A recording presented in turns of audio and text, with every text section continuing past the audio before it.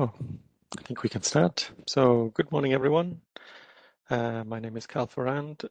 You will know me by now if you're a regular. And on behalf of the Publications Office, welcome to this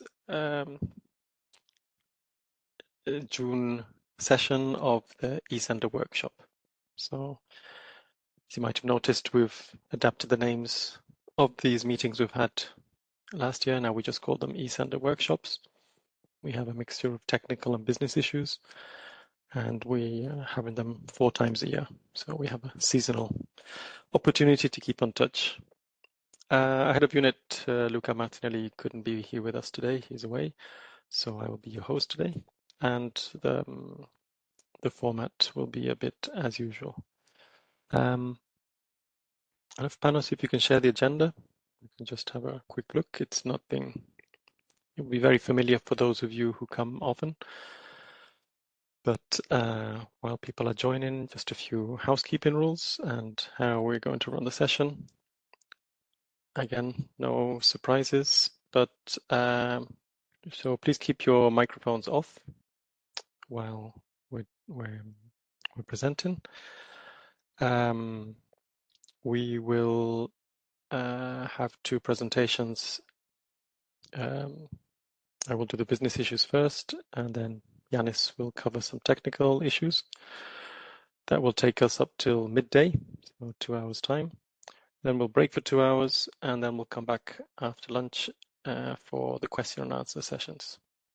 So yes, please connect to Slido if you want to ask questions. That's where we will handle the questions.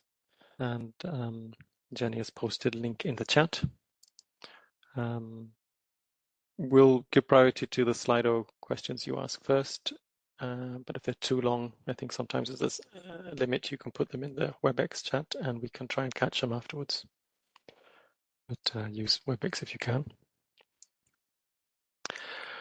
Okay, I think we have, that's the main point.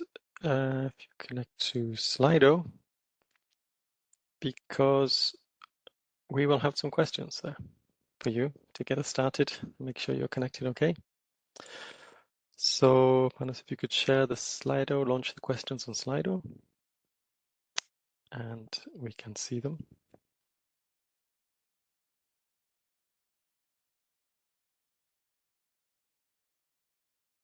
You got them there. So, a variant on the questions we've had until now, but which country you're joining us from. I thought I'd just adapt it to the Euro 2024 football championships taking place right now in Germany, the hosts, and it's not always a one-to-one correspondence where you are and which team you support, but it'll give us an idea of where you are. And if you're not supporting anyone, that's also okay. Or if you follow the Copa America that starts next tomorrow. So France, you're well represented. I don't know if because you are French from France, or if you are just supporting the current world champions, so if you're supporting the current European champions. Panathinaikos, yes. We don't have to support an entire team. Argentina, they're playing tomorrow in the United States. USA as well. So this is a Eurocentric question, but there's more other. Romania, Ukraine. That's good. And Belgium, we wish you luck. Yes, I'll be supporting England tonight against Denmark. So we'll be offline. We'll finish in time for that. And Italy, Spain tonight should be interesting. No one from Spain? Okay. Okay, yeah. So thanks for sharing your interest. Let's go to the next question, which should concern you all. Just to test the waters, see your feelings about where you are now. So last year was pretty intense. This year is still pretty busy, but pretty much everyone is on eForms. Overwhelmed, yep. The challenge hasn't finished. Good. So it's good to be a bit more comfortable in some cases. It's still complex. That hasn't changed. Game changing indeed. Everything moved. Challenges and complexity still remain. Moving target, yes, things keep changing and endless. Immature, yes, that's it's reached a higher level of maturity, but there's still gaps to be filled. I agree. Challenges and things. Endless. Crying, yes. Sorry about that. I hope today we can support you in some issues, although all the work is with you. Many cases. Endless. It keeps moving. It's true. But we'll show you what's moving this year. So we have 3 SDKs this year. We'll come to the details, but expensive. Yes, it takes some investment to get up to it. And the investments may take a while to pay off. Okay, yeah, thanks very much for that feeling, but it's good to see some good, because that was certainly not the case last year. I think very few people would have said that this time last year. And some people love it. Okay, good. I'm glad you're challenged. Unreliable. Yeah, okay, we'll see what in the questions what that could be. Okay, so stay on Slido. It's the same one all day.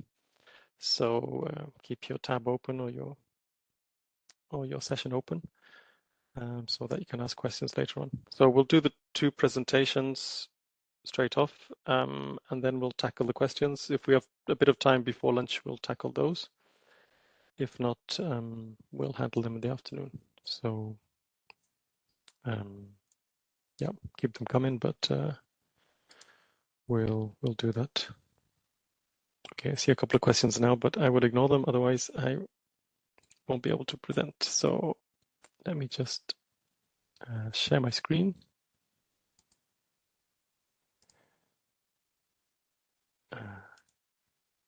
Pick the right screen, it's always better. This one. Okay, so you should be able to see my presentation. So where are we today? So in principle, today, summer starts today. Depends which part of the we cannot see your presentation yet. You Not cannot yet. see the presentation. Hang on. Yet. Sorry. There. Sorry. Yes, the share button. That's better. Yes. Yes. Sorry about that. It's a 2-step share. So yes, there's a summer sun.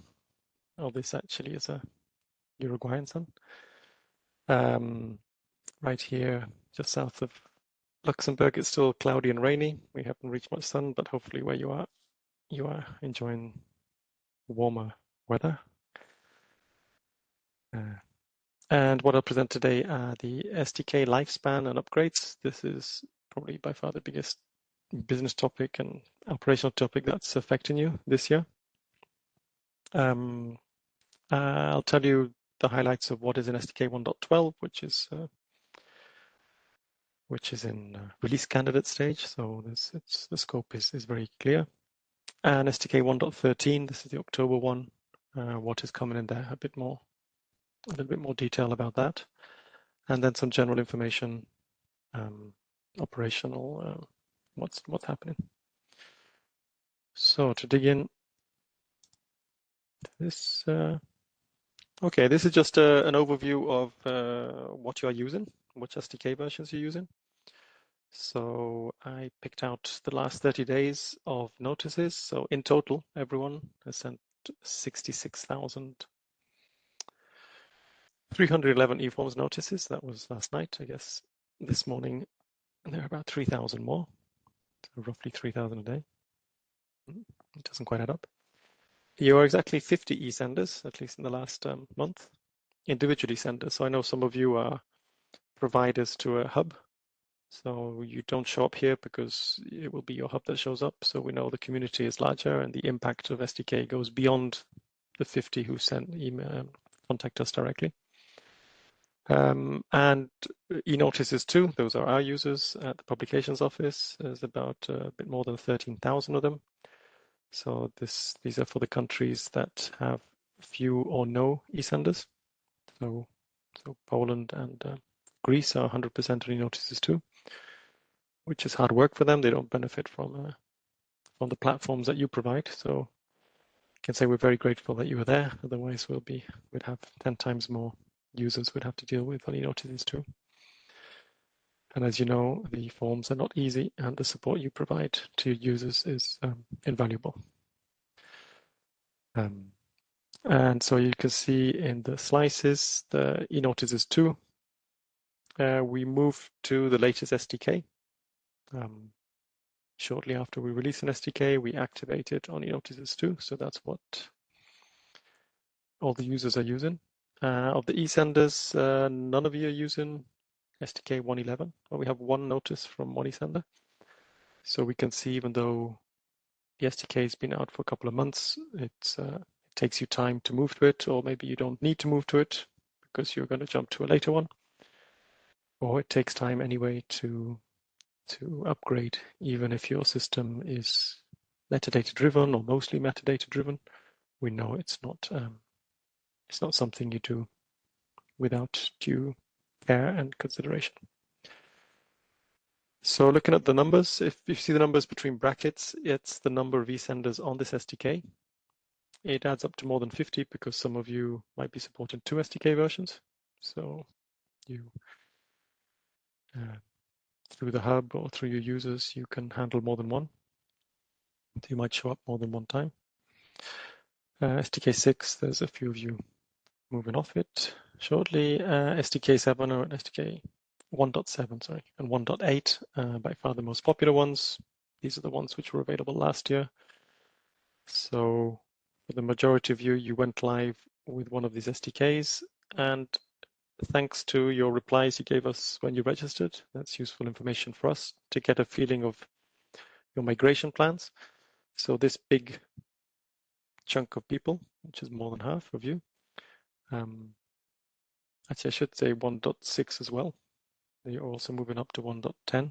1.10 is currently the most popular target SDK. So that came out a few months ago, and most of you have gone to 1.10 as your next target. So you do that migration.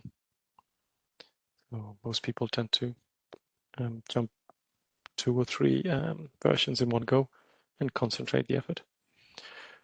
There's a small number who upgrade one by one. The systems where you have more flexible systems, where the effort is more manageable. We ask you also how much more time you wanted for your SDK versions, and pretty much all of you wanted more time. That's perfectly understandable. We would all want more time. While I'm here, just a small point. We released an SDK 1.10.3 patch, which had a couple of rules that needed to be backported. And rather than wait until 1.12 was ready to backport them, we've just patched them straight away. So that might, a couple of eSenders were blocked for the upgrade. So we've backported those rules already. Have a quick look if that is good for you as well. It might be. So this anticipates the 1.10 patch that will come after 1.12. Okay, so the big news today is that we will extend the lifespan of the 3 oldest active versions. So as you know, 1.2, 1.3, 1.4, and 5 ended in January. The next one to close, as in we would no longer accept it in CVS, was going to be 1.6. Now is 1.6, which was planned for July. We will extend this date until the 30th September to give you a few more months. I think your migrations are on track, but this will give you some margin. 2 or 3 of you on that one. 1.7, 1.8, so this is the bulk of the upgrades right now. We know most of you are actively upgrading. But even if you're finished by September, you will have more margin, and for 1.8 as well. And 1.9, 1.10, they stay on February 2025. So why is it the 28th of February 2025? It's because the eForm amendment from last December required that everyone should be on what the amendment says by the 1st of March 2025. So this is we've aligned the, as it were, the operational deadlines with the legal deadlines. So I'll come to 1.11 in a second, but 1.11, the extended lifespan and the standard ones are currently the same. And these are just predictions of what would happen for 1.12, 1.13, 12 months after we intend to release them. As a reminder, the standard lifespan means that the versions get patched. So that's always the backporting of view template improvements and of translations, and a few rules if they were, I would say, blocking or there were obvious mistakes with legal implications. So if we look at this 1.6, assuming we release 1.12 quite soon, we'll come to that. 1.6 will not get patched, 1.7 won't get patched, and 1.8 will get patched. It will just catch it. So you will stay on SDKs which will not get patched. It could be this is okay for you if you're not using the view templates. If you handled maybe translations yourselves, that might affect you. But if there are any rule changes, we won't fix them in the older ones. In practice, 1.6, 1.7 have fewer rules. So you might not be impacted if you stay on 1.7 for longer.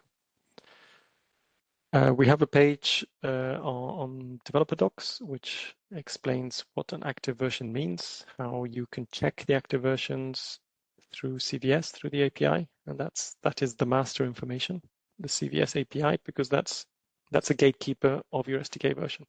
If the SDK version is not active, SDK will simply reject your notice. Just bear with us, we just confirmed these dates yesterday to be sure. We'll update the page and we'll update the CVS active ranges to match these ones in production and also in preview environment. So we'll talk about the upgrade implications. So we know the upgrade's a big deal. It's a lot of effort for everyone. So what do these dates mean and what is coming? We'll look at the detail of each SDK, what's coming. But SDK 12, it includes XML changes.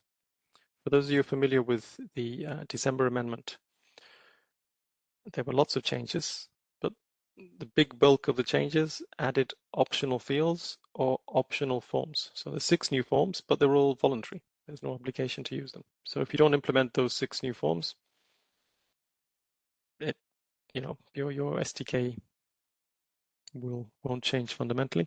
The only mandatory fields that are changing are the exclusion and selection criteria. So from a legal point of view, you must be using that XML with exclusion and selection criteria by the end of February next year. And 1.13 adds extra information.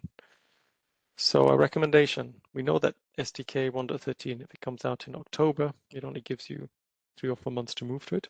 We know that's very short, at least from a legal point of view. But if you look at the XML structures for 1.12, which will come out soon, you will at least know what you need to do to get your XML up to date. It really depends on your situation, what you intend to use it. But if you have an SDK 1.12 XML, you could potentially cherry pick what comes in 1.13 and add it incrementally.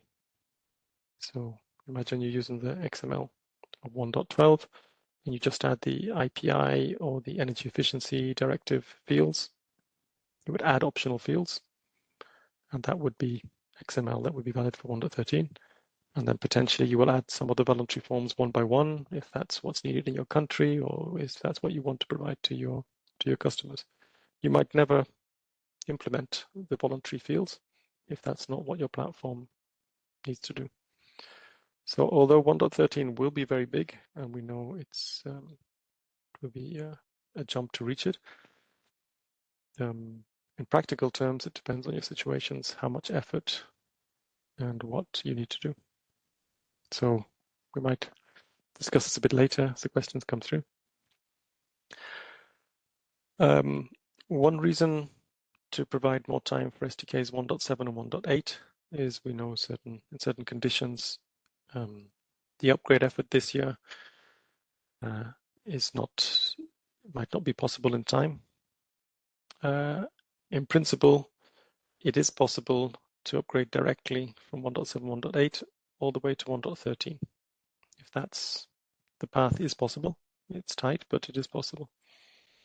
And if that's a path you're taking, you could have a look already at 1.12 because that will get you into that will at least fulfill your legal requirements to have the latest exclusion and selection criteria, which come out now. So assess the options we might have. From a practical point of view, what we have is that the SDK active versions are what we at the publications office accept for submissions. The legal validity is more a consideration for you or in the member states to consider if there are any legal implications. So the current situation, and this would affect, for example, SDK 1.11, which we will keep open till April.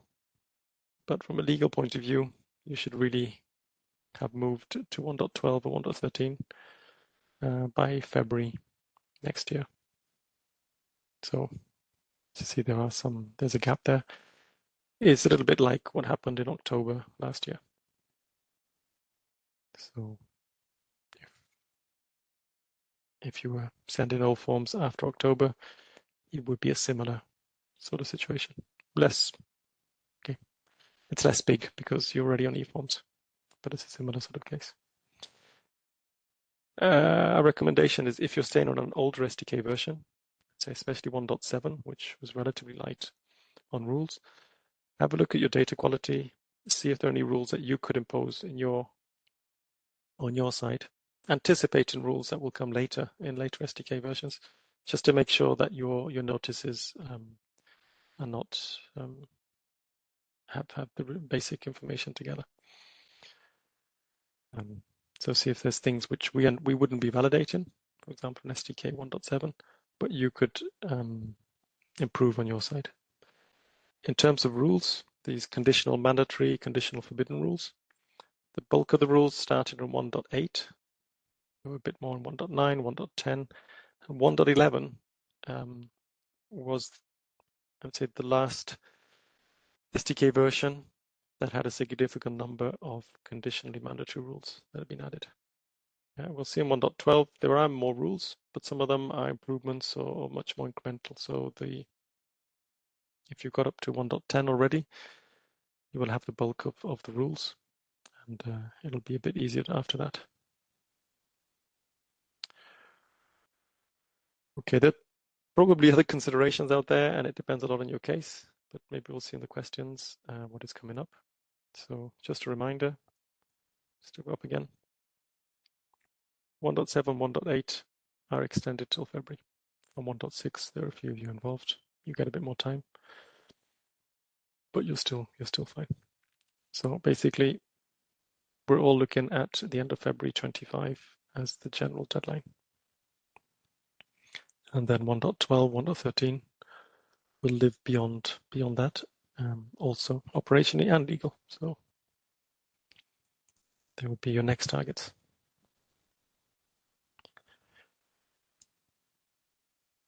Okay, to some highlights of what's in SDK 1.12. So you will know the main things. Here's a bit more detail. So we have a release candidate out already now, if you want to have a look. The release notes are not finished, but you can look at all the all the changes, all the commits, all the elements. You can have a look in detail what's there, compare, and see which ones might already affect you if you want to get a taster. So the scope is finalized. It's not going to change again. So what are the main changes? So back in March, we told you about SDK versions 1.11, 1.12, or 13. In April, and then I think in May, we emailed you all. The numbering of the SDK versions have changed. So the original plan was to have an SDK version with the, as it were, the business changes, and immediately after another SDK versions with the business entities, which would be almost the same. And then now in June,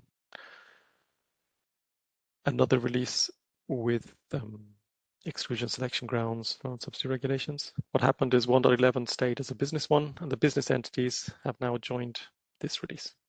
So this release, you get the business entities, which Yanis explained and presented back in March. So have a look at his presentation and the video from there. That will give you some background of what business entities are. You're welcome to use them. You are not blocked if you don't use them. So this is an optional thing. So again, moving to 1.12 doesn't force you to use business entities. Moving to 1.12 allows you to use them, and it might be of interest for you. So have a look at that, not blocking. What is blocking? What you must do is to change the exclusion and selection criteria. That you must do. And you must also add the 2 fields for foreign subsidies regulations. So there's one indicator and one code list. It's not a big change.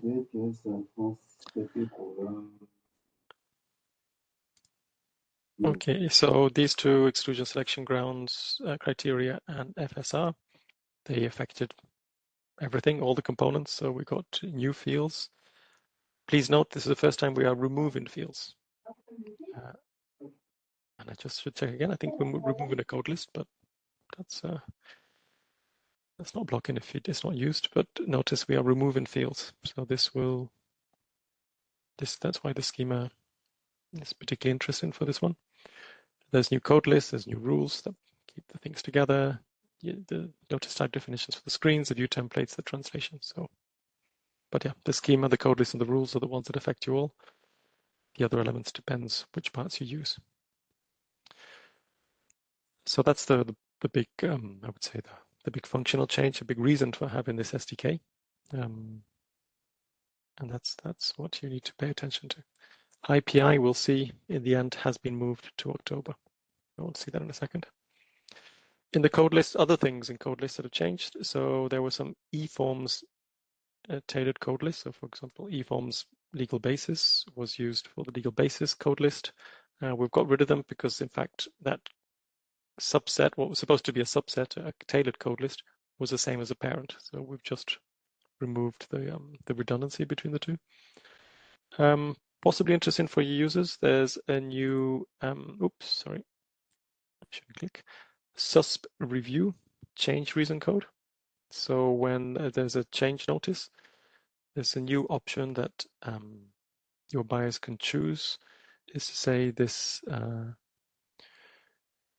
this lot or this procedure is suspended while there's a review. So in the period, that would only maybe really make sense in a competition notice, saying I haven't awarded something because there's a review going on or a complaint. So it's a way of informing the suppliers and the readers that something is on hold. So that can be very useful. I think in some countries you do it already, so you can now use it in your notices. We added Ireland because Ireland couldn't have postcodes, and they've had postcodes for 10 years, so you can add them now. And a few code list adjustments for the passenger transport services forms, which I think only a few of you actually implement. In the rules, there's one big rule which we should have had from the start, but we're only put in now. We are checking that the subtype matches the legal basis. So for example, subtype 16, the general contract notice.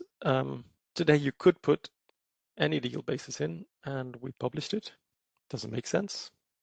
It's wrong. but we didn't stop you. And now we will check that subtype 16 is the general director, for example. And you can always put other for every subtype. So if you're not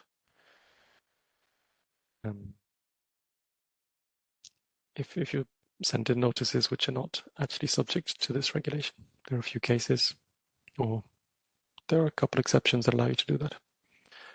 So in most subtypes, you'll have a choice of two. And there is something in fields JSON which allows you to, I'll just bring it across. This is a bit of a technical one, but might be interesting. So this is BT 01. So this is a procedure legal basis. It's mandatory in all these fields. One thing you'll just notice here, the code list has changed from eForms legal basis to legal basis. The entries are the same, but the actual code list is used as different. So just check if your systems were using that. And down here, you'll see there's constraints for the code lists. So the validation for those legal bases is done with a tailored code list. So there's a code list legal basis 1. These are all the legal bases valid for subtype 1.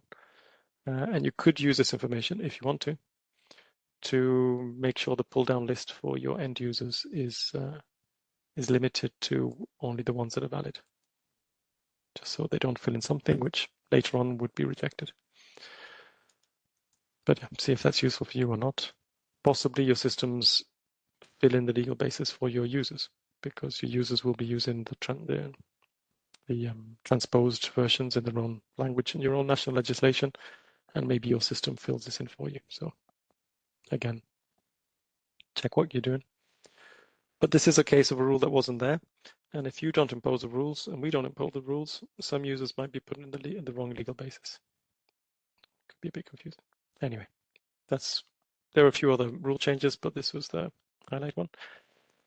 Notice type definitions, a couple of changes to reorganize the presentation of the fields on the screen to make it more intuitive to users and to trigger the rules in a more obvious way. So if the order of the fields can lead users to make mistakes and hit errors they could avoid. And view templates, there's lots of incremental improvements. Maybe one of them was to make sure that the multilingual fields in change and modification sections are shown correctly. In terms of translations, I think there were 3 business terms in the December amendment where the description has changed. So as you know, we have descriptions for all fields now, including the OPT and OPP. Only notice there's 2, we use them as tooltips. So when you're on a field on the screen, there's a tooltip which brings up the description, and these are the descriptions from the regulation. So it avoids users having to have the regulation open just to see what this field is, what I put into this field. Not every description tells you what to put into the field, but it should help you get closer. And a few descriptions 3 descriptions were improved. And we got feedback from Estonian and Danish ministries to improve their translations. So we managed to get them. DigiGrow a couple of months ago asked their contacts in the member states and the ministries if they're willing to help with improving the eForms translations. We're in touch with a few of you. We need to follow up with some of you who have provided contacts.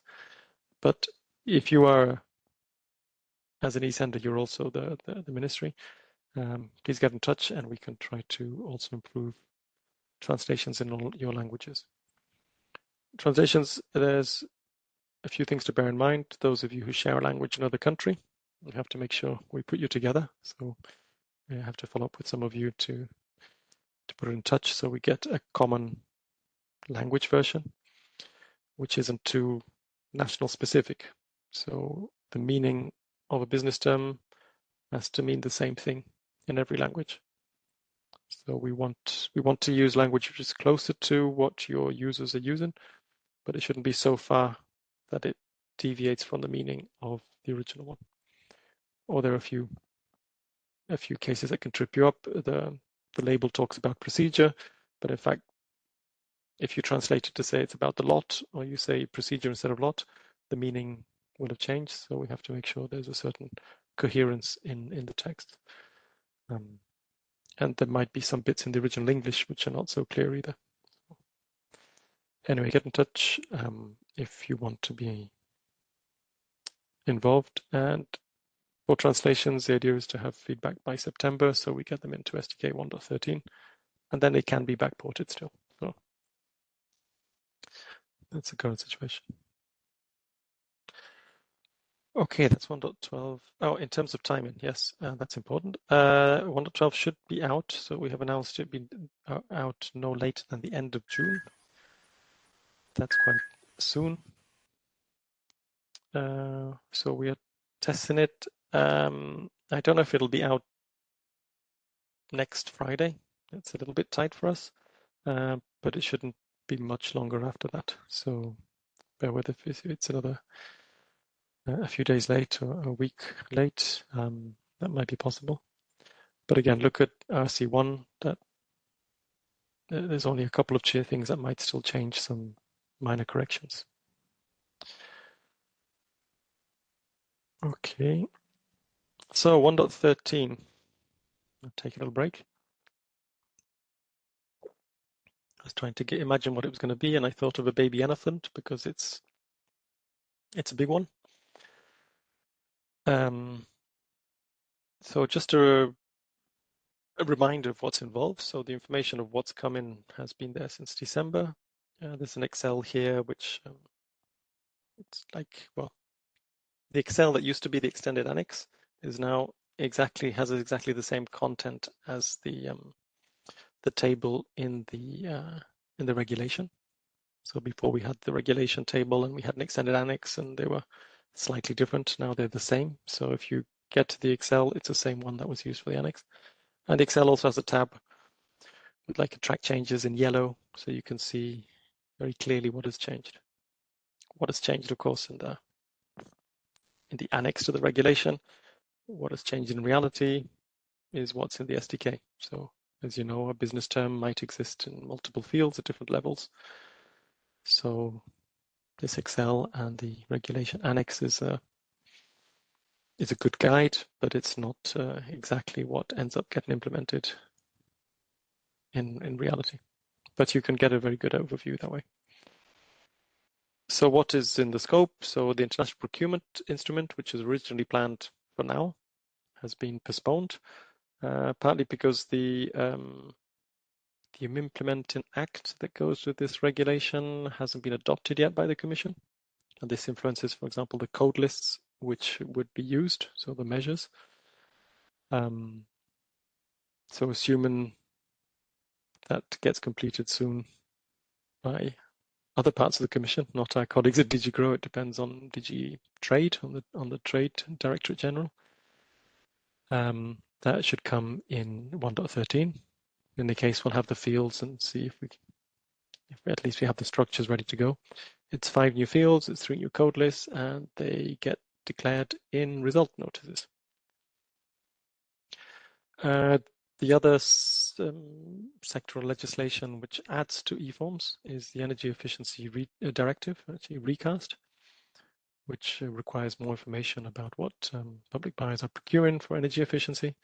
6 new fields, 3 new code lists. A part of it is declared in the competition and the rest in results. It's a bit like CVD. So you say, I will be procuring things.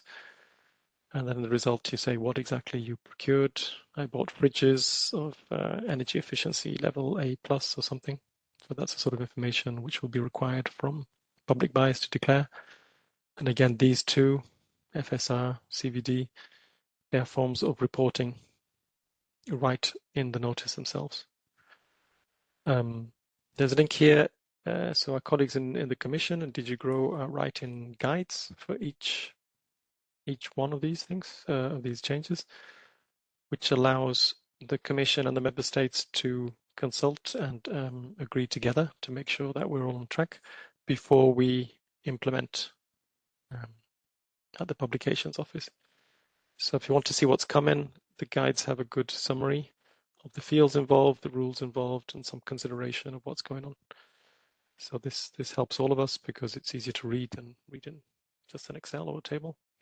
And it gives us a stable basis to implement against. So like the code list, if the code lists keep changing, we can't implement it so soon. And in some cases, we see that what was included in the December amendment might not be exactly what is needed.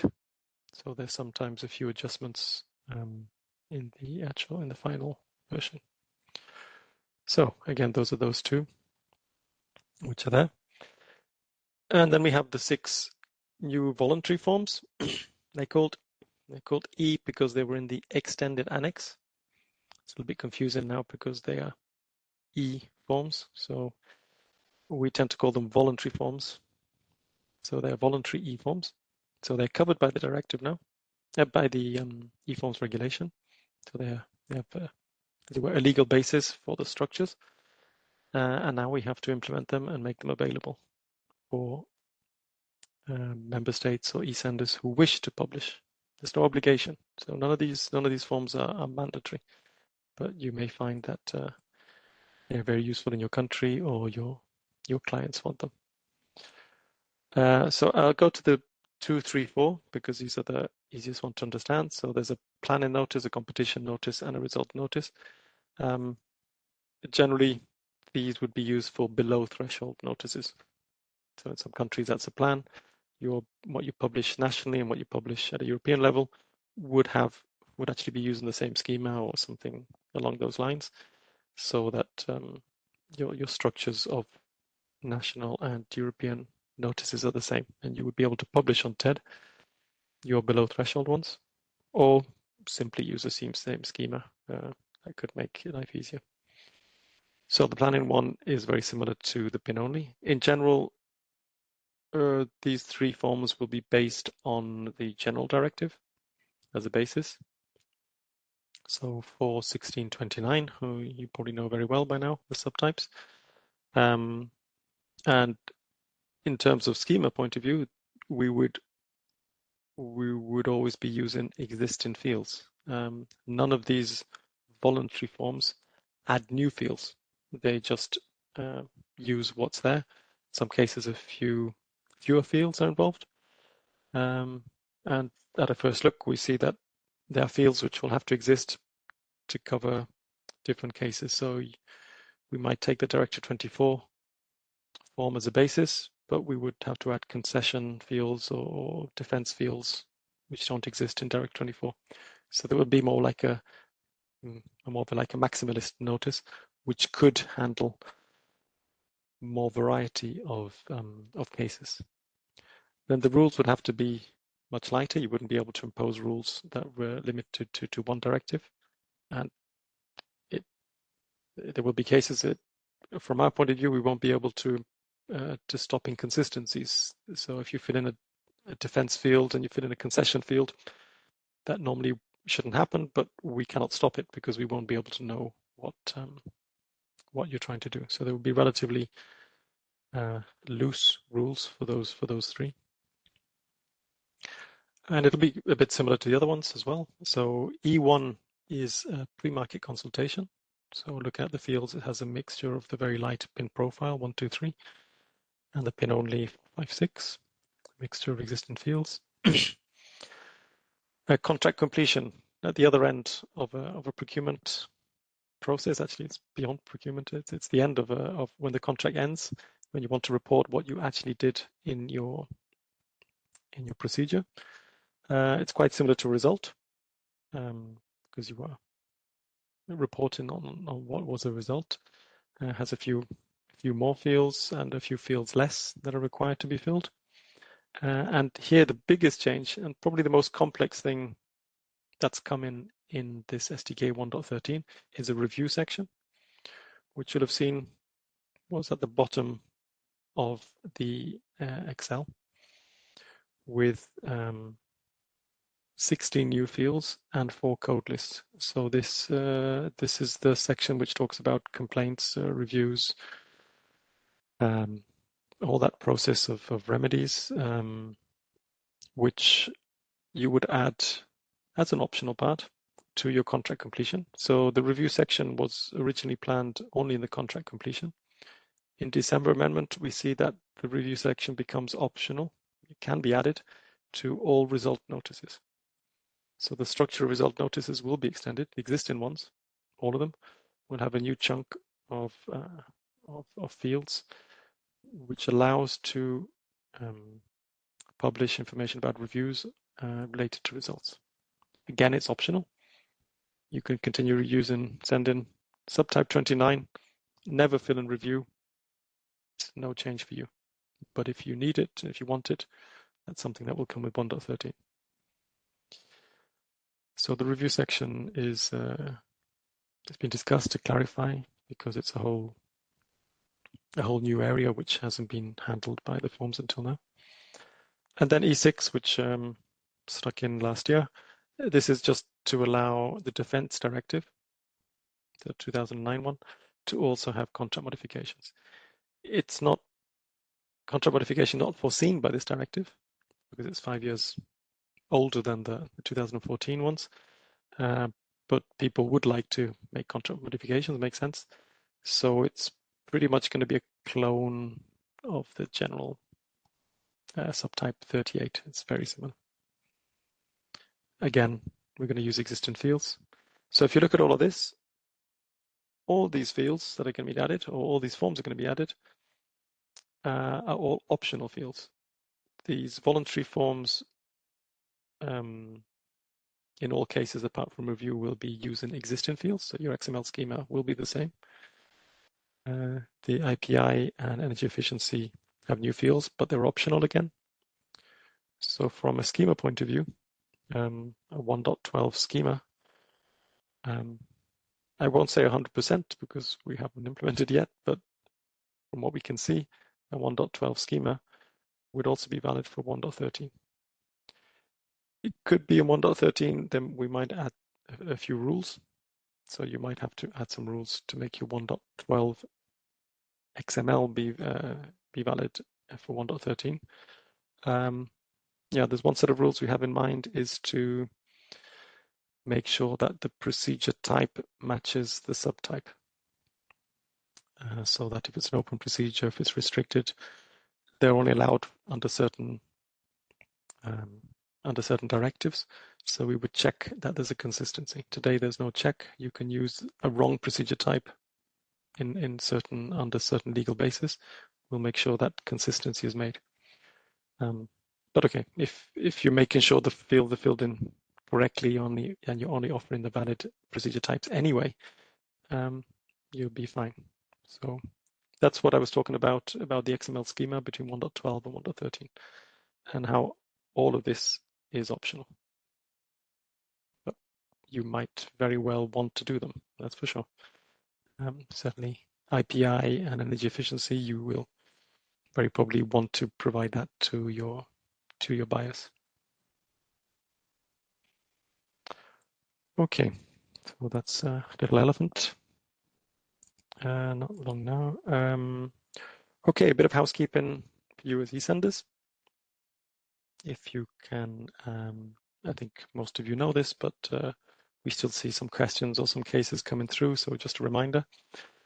So developer portal profiles, we recommend you only have one in production. So you as a central eSender, you can have as many as you want in preview, so your developers can add more, or you personally can have a preview profile if you want to use the API and declare who you are. But in production, we recommend you only have one. So if you want to get rid of some redundant ones in production, let us know so we can tidy up. So as we did earlier this year, we deleted all the profiles that had no, or the developer portal loggings that had no profile, people who hadn't filled in this form. We deleted them all, partly because we wanted you to declare who you are. It's useful for us to know who's behind the scenes, behind a login. But also because we wanted you to explicitly accept the terms of service and the personal data protection provisions. So we recommend you use a functional mailbox for your EU login. So the one you log into, the EU login is the functional one, because this is used for the system notifications. So a couple of months ago, I think, in April, the email of this login gets a copy of all the notification emails that are sent to the buyers. So I know some of you have noticed that, and well, we had told you, but it might have caught you by surprise. But you will be getting more emails that way. So do that. Also, when you submit a notice, we expect, that's in the terms of service, that the notice author email is the email of the buyer, because we have an obligation to inform the buyer that we have received their notice and that we have published their notice. That's what the directors require of us. It's one of the few clear responsibilities of the publications office when we publish in the official journal is we inform the buyer. If you don't provide a valid notice, we cannot inform the buyer. So that's what we're using. We know there are some cases where you declare yourself the eSender as the author email and it gets sent to that email address, and then you inform the buyer. Okay, you can do that, but that's your responsibility. Make sure the information reaches the buyers. That's what we really want to be sure of. Where can you develop a portal? If we recommend that if you want to get information, you personally, not all the machine ones, but if you want human announcements, you want to hear from us personally, add yourself as an additional contact email. So the additional contact email is we will email whenever we have, I would say, human announcements, like inviting you to this event, telling you about downtimes, so service disruptions. If we want to reach you particularly, so maybe we notice something with your notices saying, look, we've noticed your notices as a systematic error coming through. We got something very strange. We will email the main login, but also these additional contacts so that we can get in touch with you directly. Often from our OJS eSenders mailbox, you'll see those come in. Whereas the other ones, the machine ones, come from, I think it's a no reply email. So this is human to human emails, and that's machine to machine, as it were, or automated ones. Okay, so then we can let you know. So occasionally you ask us, oh, was it down this morning? And well, we do try to tell you. For production, we try to tell you 2 days ahead, but also in preview. So if you create yourself in preview, we can also let you know when preview might be down. Unavailability, I think I might have said it, but we try to always make sure it's between 7 and 9 in the morning. So by Central European time, 9 o'clock, we should have finished anything. Sometimes it's just the application that is restarted when we deploy something. So it might just be a few minutes out. Sometimes it might take an hour or two for a deployment. So just be aware that it might not always be down, but we try to make sure we finish by 9 in the morning, because that's a bit quieter generally. Most people are sending later in the day, or the important things are sent later in the day if people get upset if they cannot submit. The eNotice web interface, just a reminder, it's not designed for you. You have to log in once when you create things to declare yourself to the system. And in principle, you never need to go back again for that. You can check the notice status. We know maybe the business users, you can check it through the API, but if you're a business user, maybe you send something from your application and you want to double check that it really has reached us. Normally your application shall tell you, but you can go in and check the status. But don't touch anything, don't upload anything, don't edit anything. Do not create work groups. It's not designed for eSenders. There's no concept of customers, so you handle your customers on your side. You are just a submitter and do everything through the API if you can. About API, we've talked about it before. Well, I've mentioned it briefly, that there will be a version 3 of the APIs, which we've taken a while to start developing. We should start that development soon and have it out in a couple of months maybe. But we'll inform you in due time. Maybe in September we can tell you where we are. And the current APIs won't change. So there'll be two parallel APIs, and we won't take down the old ones until we're sure no one is using it. So don't worry, there might be ones which are a bit more tidier, improved. It's a bit of housekeeping on the APIs. The ones we have are not particularly great, but we want to improve them, and we will share that with you when it's available for testing.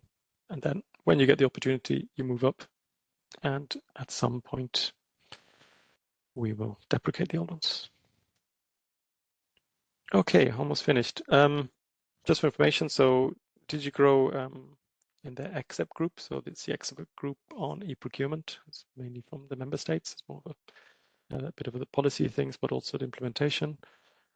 As you see, they're discussing with the member states for the workshops, for the voluntary forms, and for the review section. So there's one tomorrow, there's one on the 4th of July to discuss it. And then if you go to its, the Commission is using GitLab to keep track of issues. Again, have a look at this. There might be issues that affect you at a business level. And if there are business questions, you can even ask them there as a forum. A bit like we have on our GitHub for the SDK, for technical questions about the SDK. More business-related questions can be asked at that level if you think it's something that the Commission or other member states might be interested in. And the outcomes of these workshops also appear in the same GitLab environment. So should be, as things are built, they'll be quite transparent what's coming through. So that's really good. And if you're not a member state or you don't participate in these workshops because maybe you're a commercial eSender, you can still see what's coming on the policy front. So you're not out of the loop. And then us, yes, we'll be meeting again in September and December. So as usual, yeah, every autumn, every season. We are considering having a hybrid meeting in Luxembourg in December. So we don't know yet, so bear with us, but we'll let you know in due time. There'll be a Slido question later just to assess your interest. So we'd have a physical meeting in Luxembourg at our premises, and we'll also do it online. So those of you who can't travel or don't want to travel can still follow, but at least if you wanted to meet personally, like in the good old days, we would host you here. And we were thinking of combining it with ESPD, the group, the user group of ESPD, the working groups for the e-procurement ontology, and TED reusers. We know some of you have multiple hats, and you might overlap with those, so that you would be able to combine the travel or the meetings around the same time. So maybe we'll have a bit of sessions, ESPD, e-procurement, eSenders, and then TED reusers. Have an agenda where you could overlap and stick around to make the most of the trip. And yes, the picture, in case you're wondering, is the publications office, the building we're in. We moved last year. So those of you who used to come in before the pandemic, this building, which has been knocked down, the meeting room no longer exists. So if you come to Luxembourg in December, our old building has been demolished. It was 50 years old. It's going to get replaced. But we're just next door. You see this building on the right. We've moved to that building. So the Luxembourgish post office has moved to an even newer building, and we are here now. So we'd host you here again, a block from Luxembourg train station, for those of you who might have come in the past. And talking about demolishing and taking things down, as you know, eSend tool has been has passed on. It was closed on the 30th of April, but normally I think none of you are using it, and it's closed. And it doesn't affect you directly, but e-notices, the old e-notices, and the TED monitor application in the back end, which has been there for at least 12 years, we are taking them down in July. So these are all the systems that used to support the old TED schema notices. So physically, yeah, been taken down. So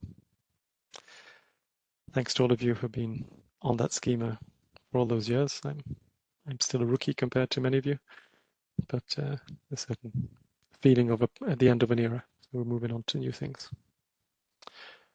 Okay, so renewal continues. And that's it from me. Again, the useful links. Okay, so there's links. The presentations, I think, are already on the website. So when you registered, you'll be able to get the PowerPoints. You can pick them up there, and you can follow the links. So click around, find them there. I will stop now, and WebEx will let me show things a bit. And I'm slightly over time. I talk too much. I will hand over to Yanis now for the technical aspects, and then we'll see. We'll break for lunch. So Yanis, if you're out there. I am. Can you see me? Right.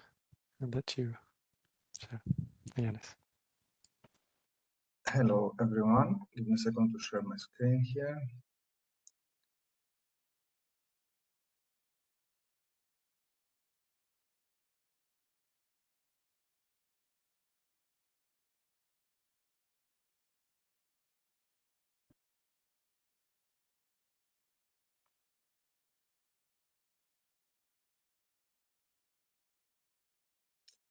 Okay. That should be okay. So can you hear me? I guess if you didn't, you would complain. All is good. Thanks, Yanis. Thanks. Last time I talked a little bit about business entities. I gave a quick introduction, and today I will just recap that, and I will add a little bit more detail on how the business entities are going to be used. So that you get more information as they're coming out in SDK 1.12. I don't expect everybody to jump on them as soon as SDK 1.12 comes out, but I'm sure that everybody is curious on where things are heading and what needs to be done so that you adapt your applications to use the business entities. So, for some reason, okay. So, like I said, they're introduced in SDK 1.12, and they allow us to group the fields into business concepts which have better logical connection with them rather than nodes which are bound to the XML structure and are influenced by other considerations like UBL, etc. The business entities will allow us to implement some features that were not previously practical to implement. I will give you more details in a minute. And we'll also provide a basis for us to link eForms with a procurement ontology and keep them aligned going forward. So this doesn't affect eSenders so much. This will affect the users mostly and our ability to publish the data we collect. But it is important for eForms and the ontology. And also, one of the reasons that we are not waiting to do this in SDK 2 is that between now and SDK 2, you will have enough time to adapt to it because some properties in fields JSON and the not stamped definitions will become obsolete and will be removed in SDK 2. So you'll get plenty of time to adapt. So they are in a new section in fields JSON. So fields JSON now contains this new section. It has three main sections: the business entities, the XML structure, which contains the node and the nodes and the list of all fields of eForms. Like every field belongs to just one node on the schema side, on the XML side. Likewise, every field belongs to one business entity.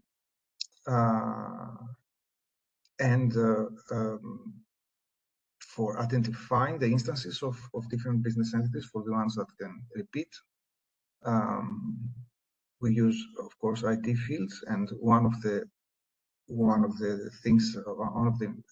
improvements that business entities brings is that they're a good way to bind identifiers with the different fields that repeat with them. The business entities also allow us to do cross-referencing in a different way than we do now. I will show you and I will tell you why and how. And of course, business entities are entities that can repeat, so they can have multiple instances in one XML file. And when they do repeat, they're connected with a node which will have the exact same number of instances. So you can, from business entity, you can figure out which node it repeats with, and also which display groups in the visualization. The big thing that business entities allows us to do now is to make some improvements in the implementation of the forms for change notices, and that was the first driver, along with other inconsistencies that we found in the previous versions of the SDK. So you'll know more in a minute. I just want to remind, this is a slide from my previous presentation. I just want to remind that the difference between business entities and nodes. So the XML structure is represented by the nodes, and it is driven by the needs of UBL and the XML format that we use in forms. So therefore, the nodes connect the fields to the physical representation of the data, whereas the business entities are not bound by this. They will only change by changes in the business concepts, which will be rare, and therefore they will provide a better glue across several versions of the SDK, and they group fields in a logical way. So there are three structures, hierarchical structures in the SDK. One is the nodes, the hierarchy of nodes, which organizes the fields in terms of XML, and it's used for generating the XML files and notices. The other is the business entities, and it's better used for referencing fields and enabling other applications. And of course, it's the visual model that we use in the step definitions that contains the display groups, which is yet another way to organize the same fields.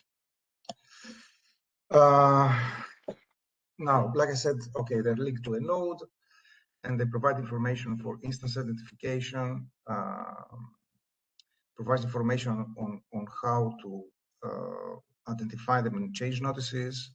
I'm just going to skip through these two slides. The business entities that are currently in SDK 1.12 are shown in this diagram, which also represents their relationships. So the arrows show how you can find related business entities and how they're connected with references. I'm not going to explain this chart in detail now. I'm just giving you an idea of how many there are and what they are about. And I will jump into use cases and give you some more details. So the main use cases that will be affected and improved by business entities are existing use cases is for generating identifiers for repeatable elements,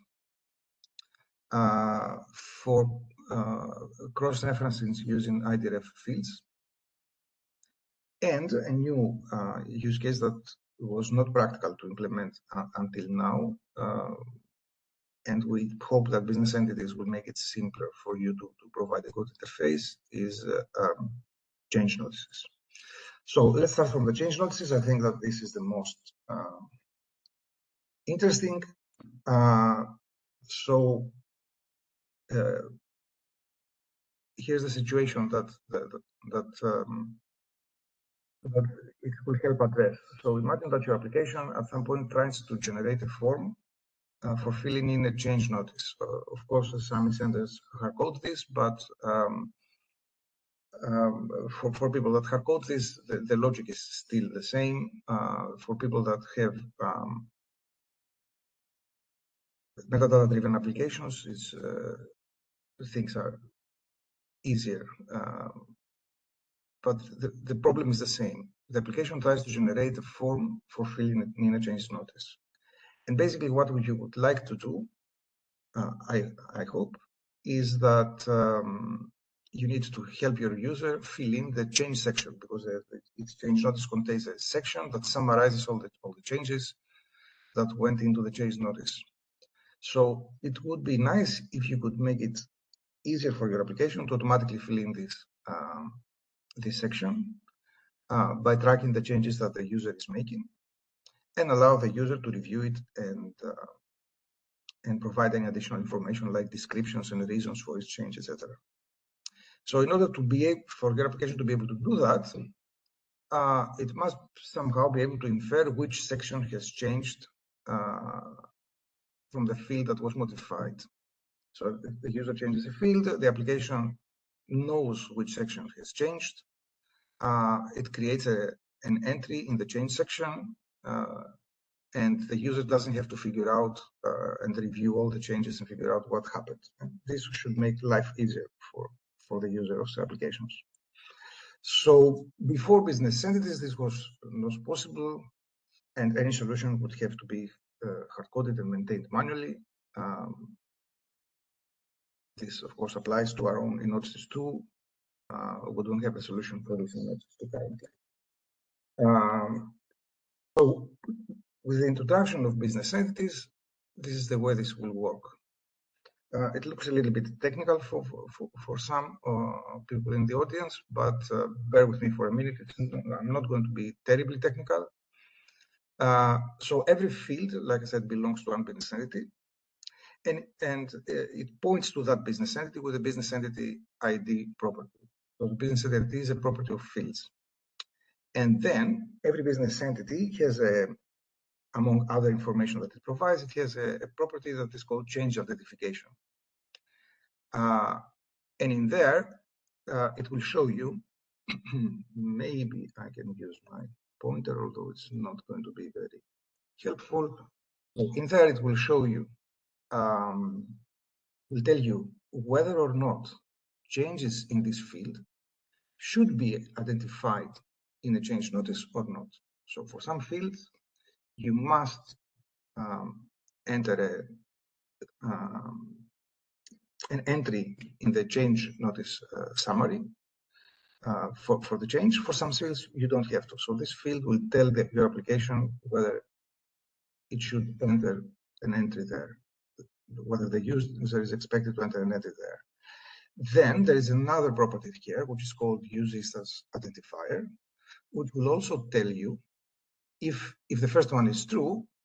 If the first one is false, of course, you don't care. There's no change identification. But if the first one is true, the second one will tell you whether the section that has been identified will be identified by the instance identifier of the section or by some other identifier. And if it's notified by some other identifier, like if it's identified by some other identifier, like in this case, so if it's false, then the change identifier will be a constant and it will be given by a third property. So in this case, basically it tells me, yes, you need to identify this. There is no instance identifier for this. Use the result identifier to identify that the result has changed. That's what this says. So using this information, basically, which is fairly simple and straightforward, using this information, the application can automatically record each change that the user makes in the notice. And then the only thing that the user needs to do, instead of figuring out what changed and which section it was, etc., and figure out the proper identifiers, the only thing they need to do is review the changes they've done and select the appropriate reason for that change with a drop down and provide the description. So hopefully that would make life easier. So this is a feature that was not really practical to implement before, and hopefully it will help you. Definitely, we plan to use this in Notes too. Another use case that is related to business entities is the generation of identifiers.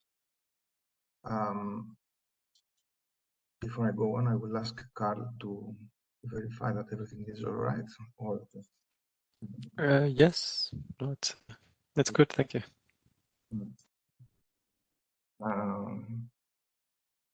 So what is this use case for generating identifiers? So basically, your application, when the user wants to fill in a notice, needs to provide the user a UI for filling in that notice. And the metadata-driven application will try to generate the UI by reading the SDK. And at some point, some things will need to repeat. So it will be some display groups on the screen. And for those display groups, the user needs to have some kind of button to add new instances. So, for example, a button to add a new lot. So the application needs some information in order to create that button and make it interactive so that the appropriate things happen when the user clicks it and a new lot or whatever else repeatable group needs to be instantiated. So what does it need to know? It needs, first of all, to know whether or not a group should be associated with an identifier. It should know what is the identifier that should be provided, and what's the format of it, and of course where to store this identifier. Now, before business entities, we had a node identifier that linked the display group with a node, and then in the node you could find the identifier field as well as a caption field. The caption field is not necessary for generating identifiers, but it's useful in another use case. Anyway, both properties are in the node. And then from the identifier field, you could find the field, and it would be, of course, of type ID. And there you would find an ID scheme that indicates the format of the identifier. But you had to infer the format of the identifier from this, and it wouldn't support different formats that might come in the future. So it was mostly working, but only for identifiers with a specific format, like we use for loads and groups of loads and parts, etc. So to do that with the business entities, basically the display group will point to the business entity identifier, and then the business entity itself will have this object here that tells you about the format. So if there is a prefix, it will give you the prefix, it will give you the scheme name, and it will give you the identifier field ID and the caption field. So the idea basically here, you already probably realize, the ones that wrote code about this, that this information is moved from the node to the business entity. Of course, it doesn't look like much of an improvement here because we already had this information, and that's true. However, the introduction of business entities for the reasons that I outlined in the beginning makes the existence of the same information in the nodes redundant, and therefore this is a more natural place for them to be in Vue.json. So this creates a more future-proof solution. It's slightly simpler than we currently have.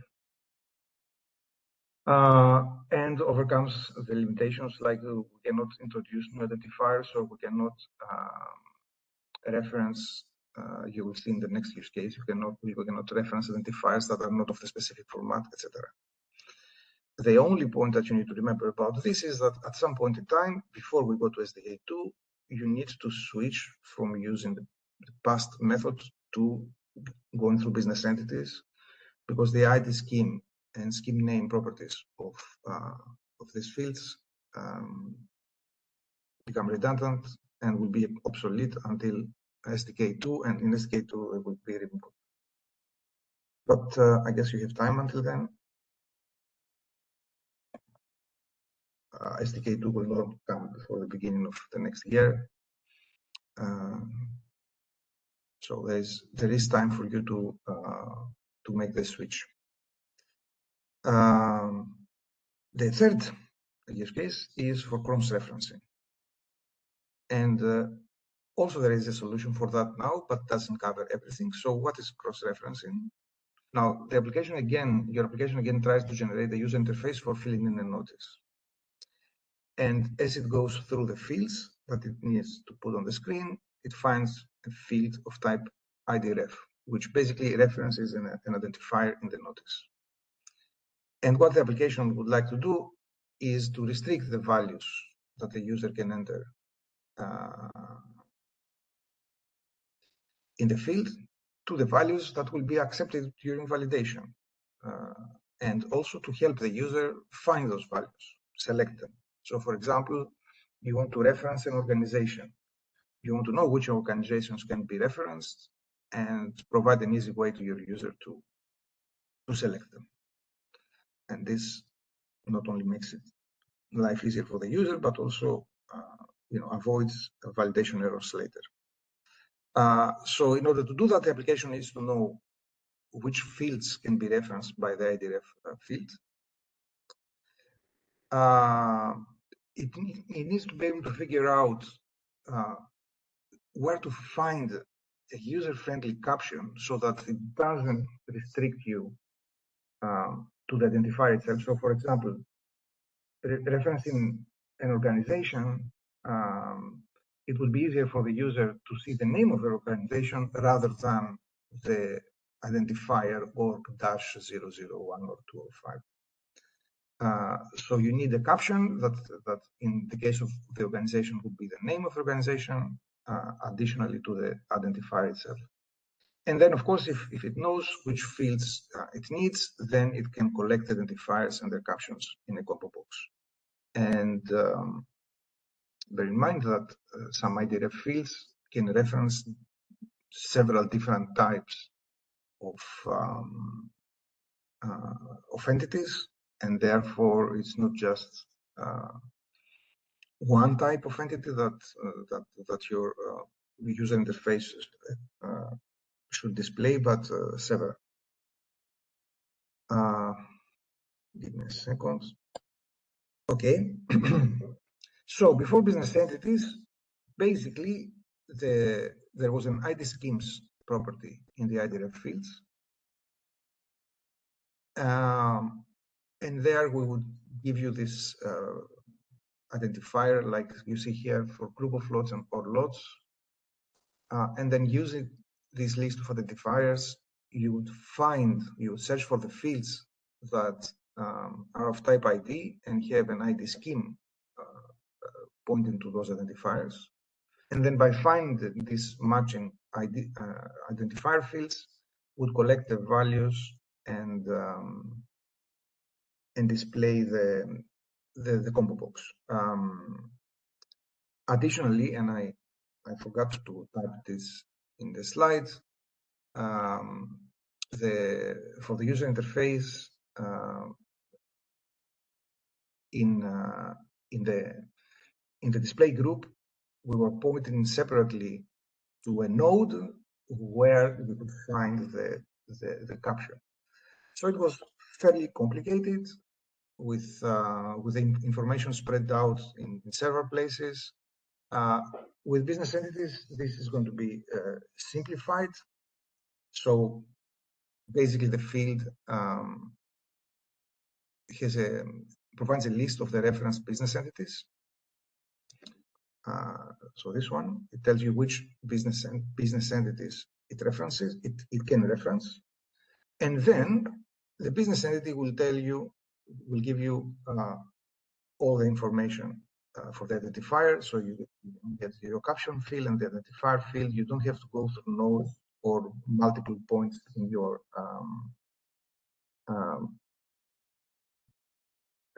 node style definition to figure out this information. So therefore, this allows us now to, first of all, use IDRF fields to reference identifiers that are different formats than the standard generated identifiers, which is necessary, for example, in change notices where you need to reference sections like buyer or result or procedure, etc. So it is an improvement, although it mostly worked with what we had so far, but it was clearly necessary. The only problem, again, like in generating identifiers, you will need to be aware that the properties that are currently used to solve this problem will go away in SDK2, and therefore you will need to change a little bit your algorithm to use the new properties that are added through business entities in order to perform this operation.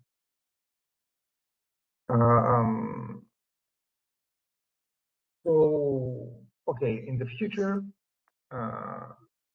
in next year, basically, we're going to work on aligning the business entities with the classes of a procurement ontology. This is going to be a little bit tedious, so we will need some time for this, but it is important. And we will have to enhance the definition of business entities and allow relationships between them, like composition and inheritance, which is not there at the moment. It's not used, and it's not even designed.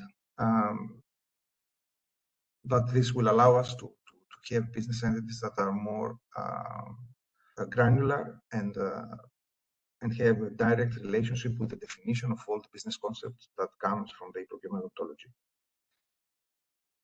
And possibly, hopefully, our policy DG Grow that issues future updates of designs future updates of the regulation will hopefully align the future business groups with business entities. There's no need to do that, but it will help conceptually everyone to not have business groups that are totally irrelevant to the actual implementation entities. So hopefully this will happen, but there's no plan for it yet. It's just an intention. And also there's a thought that in SDK3, which is far away in the future, when the business entities have matured and all the work is done about aligning them within procurement methodology, etc., then we will also be able to design a version of EFX that uses them to simplify the expansions and the referencing data inside the notices. So I think that's it from me. Yeah, a little bit technical, not terribly technical, but I'm sure that business people got very bored. Sorry about that. Hope that Carl pleased you enough. That's it, Carl. Thank you. Thanks, Yanis. It's everyone takes what they need from these sessions. So, yeah, when we used to call them eForms technical workshops, they had a business aspect. Now we just call them workshops. So it's. But yes, we don't ask you anymore what your background is for the participants because there's always a mix of business and technical people. But it's important that both sides know the context. So if you're a business person and you're technical people saying, or you see something in the application saying, why can't you make it easier to link my things together? What do I put in here? now you know that there are technical possibilities which your developers could pick up and could make things better if you have the capacity and the time and all that, of course. But these are options which open up. And I think your point, Jan, is also about alignment with the ontology and the logic. Yes. There's a lot. We know there's a lot of there are gaps between everyone's concept of the information. So some people are thinking in regulation annex terms, so just a BT and Excel with flat things with a few pluses, which is okay for an overview, but it fails to represent what's going on. And then there's a conceptual data model, which now also has business entities, which identify what was really being implemented. And then there's even an XML schema, which is UBL compliant, which people like the reusers, they don't talk in terms of BTs, they talk in terms of expats only. And if you talk BT to a reuser, they don't know what you're talking about because they don't know where it came from. Not yet, yes, not yet, because they have the way of publishing the data, but this is changing. So yes. In a year from now, this is going to be different. Exactly. Yeah. There's a lot of work that needs to be done between now and a year from now. And then there's an ontology which is conceptually behind it all. And for those of you who follow the public procurement data space run by our colleagues in the Commission, that's a federating structure, which is also different, which is probably the richest of them all because it has the concepts and it's much more conceptual. So that's probably again. So these are all views of data, which everyone has, which we have to better link together, and business entities will be part of that solution. So yeah, I'm just translating in business terms for people who didn't follow the JSON. Yeah, well, the whole thing will need some time to mature. But the point is that it enhances the current solutions, and it's forward-looking, and also provides a new use case, enables a new use case for change notices, which is important as we go ahead. And we, of course, will use it in notices too, and we're sure that eSenders will also use it when the time comes for them to implement these features for change notices. Possibly some eSenders already have considered this, and then they could tell us later if they have already a formed opinion about the problem. Yes. Yes, there's at least 50 systems out there, and everyone has different solutions. So yeah, maybe we can figure out. Sorry, we're digressing a bit, you and me, Yanis, but maybe for a future session we could invite an eSender to present some of their solutions. So yes, particular things, because we know that in a way that last year was very intense. So these meetings were essential as everyone going live. Now there's a lot of focus on upgrades and improvements. I'm not saying it's good. Yes, we could consider that for the December meeting that you. Yes, or even in September we can get something. So start getting feedback from the other way. So it's not just a one-way conversation. Us trying to share information, we can get some feedback from you as well. Okay. Okay, yeah, that's great. Thanks, Yanis. Thanks. Okay. So we see lots of questions coming in. I was having a quick look, but let's switch to the questions and we can see which ones we can answer. Then we will stop at midday, so we stay on schedule, and then we can follow up in the afternoon, or maybe questions we can't answer now. We will get the answers, maybe some answers for the afternoon. We can come back to them. So yeah, thanks, Panos, for sharing. We'll take them as they came in. SDK version. Yes, if you could do it chronologically, I think. Yes, thank you. Perfect. That's the way we are dealing with them. Is the tooltip really correct for OPT 100 contract in the contract award notice subtypes? Shouldn't the reference be to the contract notice that announced the framework agreement? Because the tooltip says reference to the result notice that contains information about the signed framework agreement under which the current contract is taking place. That's a good question. Let's look at the details. So a framework agreement is signed, then there should be a result. But we're not always sure if this happens. We'll check with our colleagues in the Commission if what the process should be.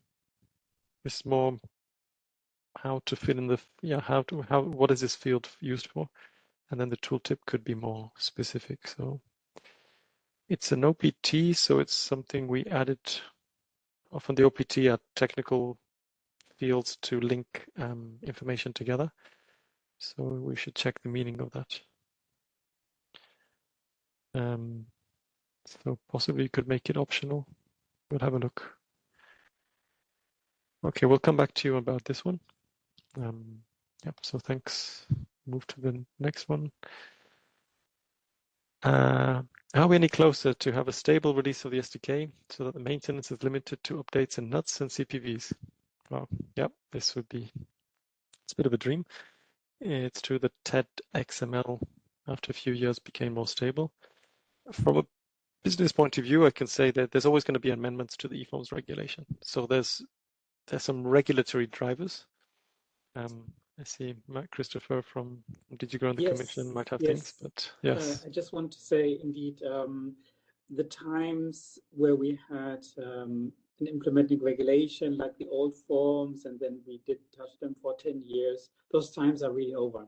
We see that also we get requirements not only from the procurement side, but also from secondary legislation like FSR and IPI or CVD. So I'm expecting that there will be more amendments, there will be more updates. Nevertheless, we try to keep, we don't have, there will be no amendment this year, so that is maybe a good news. We will probably have to start to work on a new amendment in the next year to be ready in end of next year, but we try to keep it as limited as possible.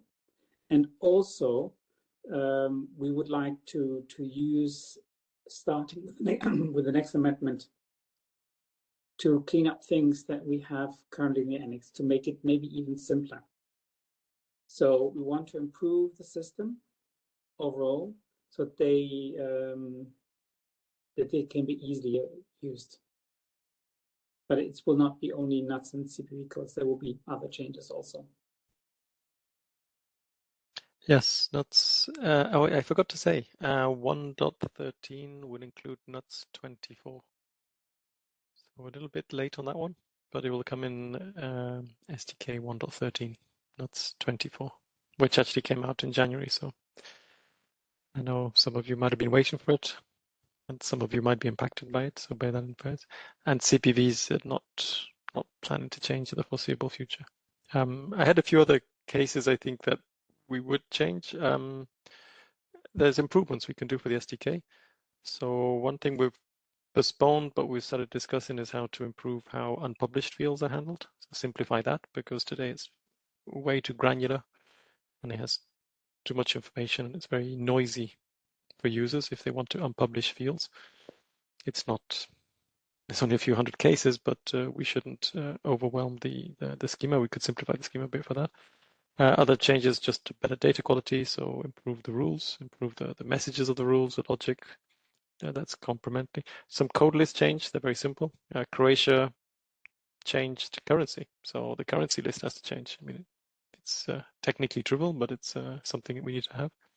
The layouts of the screens, the layouts of the PDFs, the translations. So, but what we can see, I would say between SDK 1.11 and 1.12, 1.11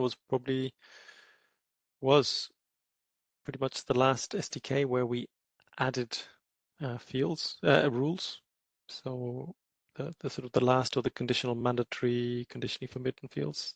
And we see in 1.12, if you look at it, it's mostly regulatory changes, FSR and exclusion selection criteria, plus enhancements like business entities, which are optional, but could be very valuable. So If we add business entities, for example, does that mean it's not stable? No, we are increasing what is available, but the SDK itself has the same information. So the rate of change, I would say, from a rule point of view, is going to be limited to the regular changes. So just to get something. Maybe Yanis, you wanted to add to that? Yes, I wanted to slightly push back on the use of the word stable. Stable means, sorry, I'm hearing some background noise. So basically, the stable doesn't mean, it means that it doesn't change, but new versions of the SDK did not introduce any changes. They just improved the thing that was existing. The first version that will change the SDK since August 2022 will be in 2025. So the SDK is the same since August 2022. We only improved the content. We didn't change anything. We added some additional stuff, but we didn't remove any of the definitions that we had, or we changed the notion of anything. So the word of stable, the word stable, the usage of the word stable here is not the right. Doesn't conveys a message that is not, correct. So I would prefer that we don't call, we don't use the characterization the SDK is unstable. It's not changing. It has not changed since August 2022, and it will not change until the beginning of 2025. It is only getting better by adding new information, fixing bugs, etc. And like Mark Christopher said, and you said also, Carl, I don't think nuts and CVVs are the only thing that will change in public procurement. And the SDK, as well as the ontology and everything that describe public procurement, will have to change with public, or the business itself.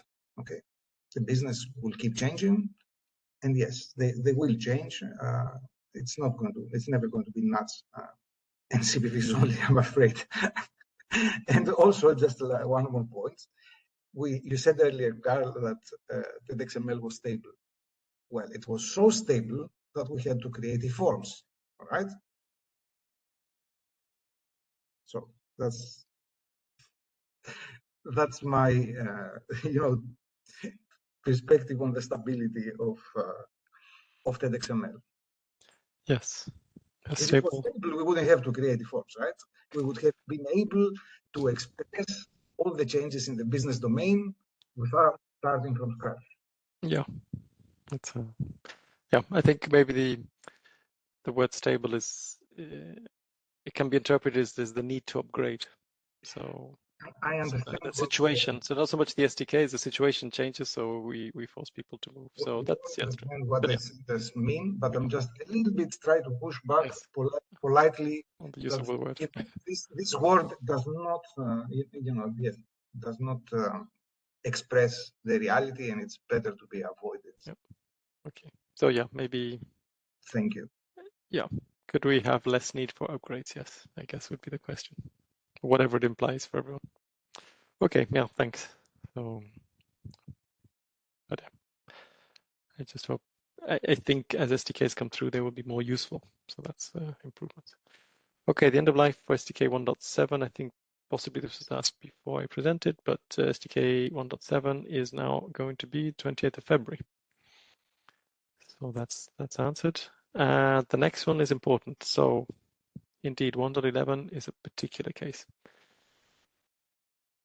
So if everything has to be on the December amendment by the 28th of February 2025, can you do that with 1.11? And why is 1.11 active for longer if it doesn't have it? Because no, SDK 1.11 does not fulfill the legal requirements of the December amendment, mainly due to the exclusion and selection criteria, which change. And I would say also, if you want to use IPI or FSR or EED, you would also need to upgrade if those optional fields are required by you. So 1.11 does not do this. So we recommend that you target you target 1.12 because the upgrade to 1.13 will be minor. It could be quite light from a structure point of view. And then you incrementally add the additional information like IPI, the voluntary forms, the information about review. So the Publications Office, TED, will not block submissions in SDK 1.11 after the 28th of February because we're trying to follow a general convention that each SDK version is kept active for at least 12 months. So there is a slight difference there for you to handle as needed in your context. But yes, it's a good question. It's not a perfect situation. Okay, so if we could close those two questions. So SDK 2.0, Yanis, I think this is for you. So if you look at the roadmap page on the docs, that describes some more. But Yanis, if you just want to say what we're talking about in SDK and what will change in that particular question. Of course, it is still planned. The reason that we're not rushing it is nobody's ready for it. The standards are not ready for it. And there is so much happening on our side at the same time. There is no reason for us to rush it. I was pushing for it last year because I was hoping that I could push everyone a little bit faster so that we can have it before everyone went live. But since now everybody's live with SDK1, there is no need to rush anybody. You see that there are senders that are doing things totally manually. So no, the plan is still there. It's not abandoned. We're working on FX2, and as we commit things, you will see there is a branch in GitHub where you will see the latest changes that are committed and the EFX toolkit, etc. As soon as new features are implemented, it's also committed, and you can find the updates in the EFX toolkit and follow the development of SDK2. Things will go faster after the summer. Currently, there's no fast pace for SDK2 yet, although we're working on it. Jan, it's just for the question itself. So SDK2 will focus on EFX. Yes. So yeah, so there's a good thing about timing. Don't worry, that's reassuring. But there's things like the XSD, the schematron files. Would they change? Okay, so we're not going to. We're going to try to make zero breaking changes apart from FX. However, like 10 minutes ago, I was talking about some fields that become obsolete with business entities. Okay, we will have to remove them.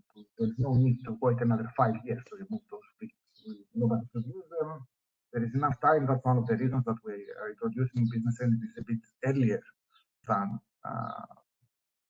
they're absolutely necessary, so that everybody has the time to adapt and nobody was going to worry about those fields disappearing by the time SDK2 arrives. So yeah, we will try to make any other breaking changes limited to those absolutely necessary. So everything will be more or less the same, apart of minor things.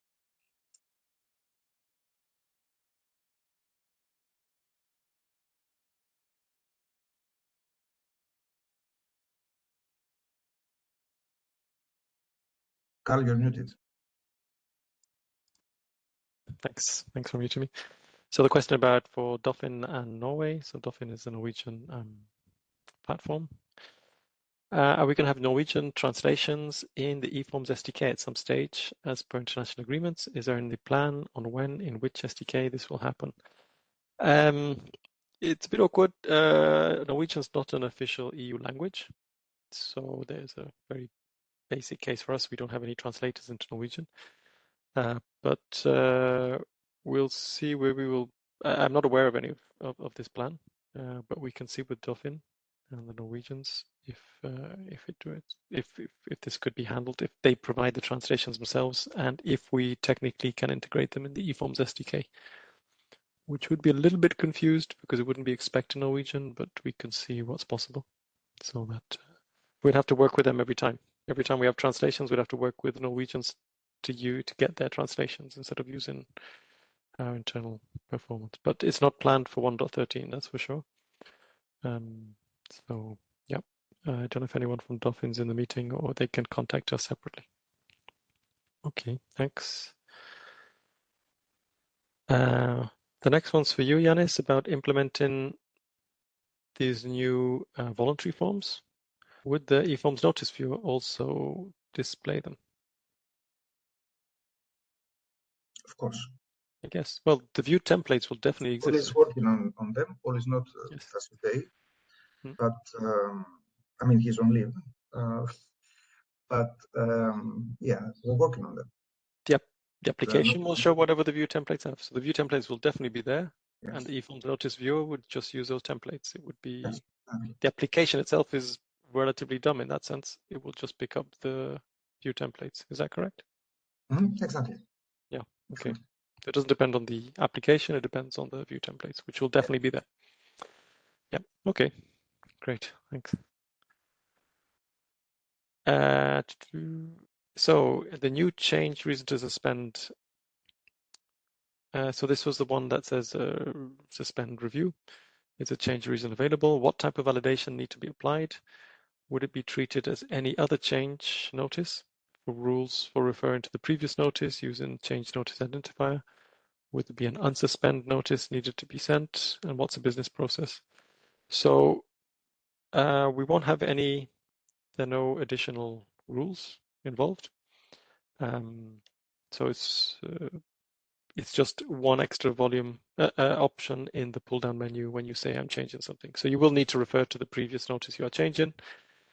You will need to publish a change notice as normal. But from a notice point of view, so the procedure is either ongoing or awarded. I mean, we won't even have rules to say this only applies to competition notice but that's really where it would apply. You would publish a change notice saying it's suspended, and at some point you would publish a result. So you wouldn't unsuspend, you would unsuspend by telling the reader what happens at the end. So either you awarded the notice or you didn't award the notice, and that would explain the end of the story. In the meantime, the latest version will be it's currently suspended, and that's all you can say. So yes, so it's there is another option which is called cancel intention, is that you know already you will award it with no winners if you've got a bit further. So you might go from suspend, then cancel intention, and then actually have a result with no winner. So maybe that might be an option. But it's up to the buyer to decide how to use it, and it could depend on your national practices. So this was added, there's a member state that use it today nationally, and they wanted to have the same level of transparency at a European level. So, and there was no suitable way to express that. So see nationally how it's used. But the rules, there's nothing special for that.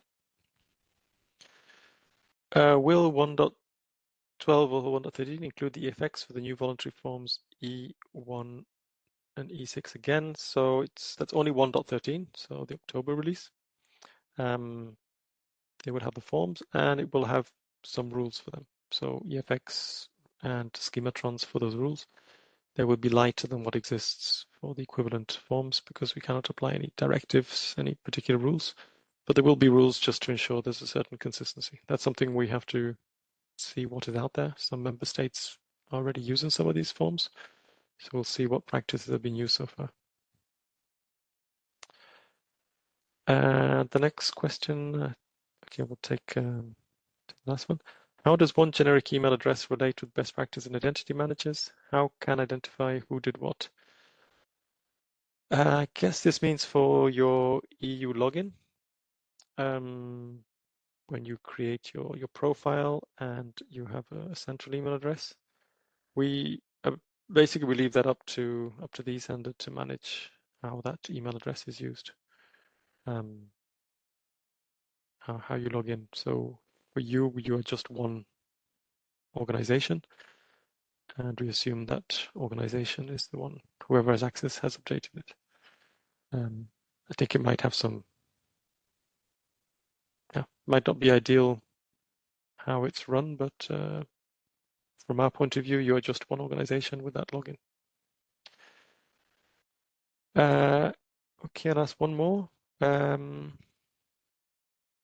you get an email to log in every 90 days to eNotices account. Otherwise, it will be deleted. It says it will be inactivated. So just to reassure you, even eNotices 2 users just get told to be made inactive. The impact is light.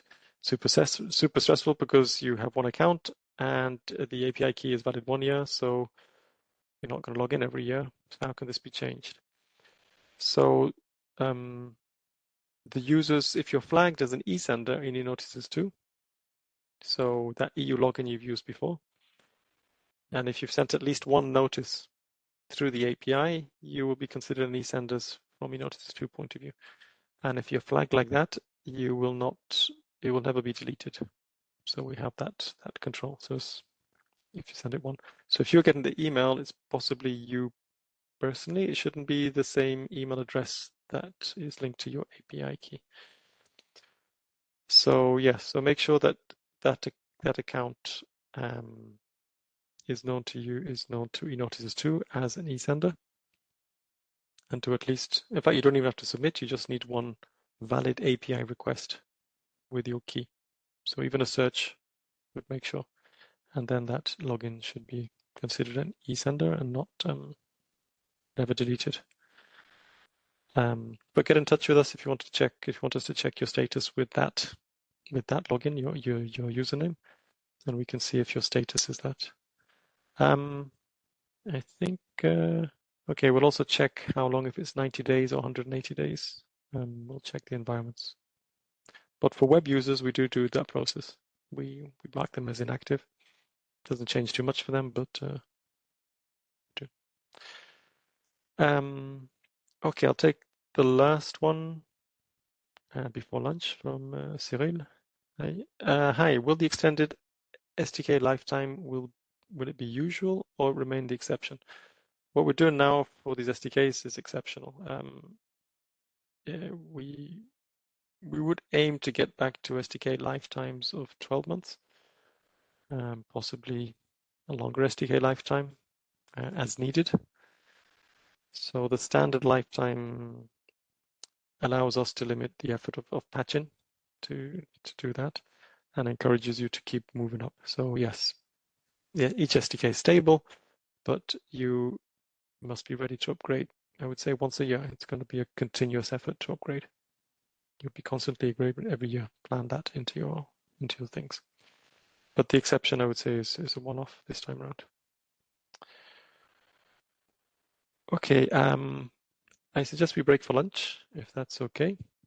There are a few questions more, but keep adding them over lunchtime over the next 2 hours. Okay, if you ask us at 2 o'clock in 2 hours' time, we might not get a chance to answer them all, but we'll keep looking. And if there's any ideas that come to you from the presentation this morning that trigger the questions.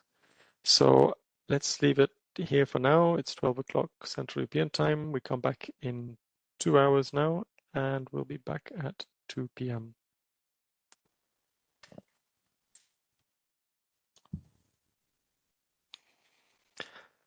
Hello again. Welcome back. I hope you had a good break. Okay, let's continue with the questions. So some came in over lunch break, sorry. Carl, we have some Slido questions.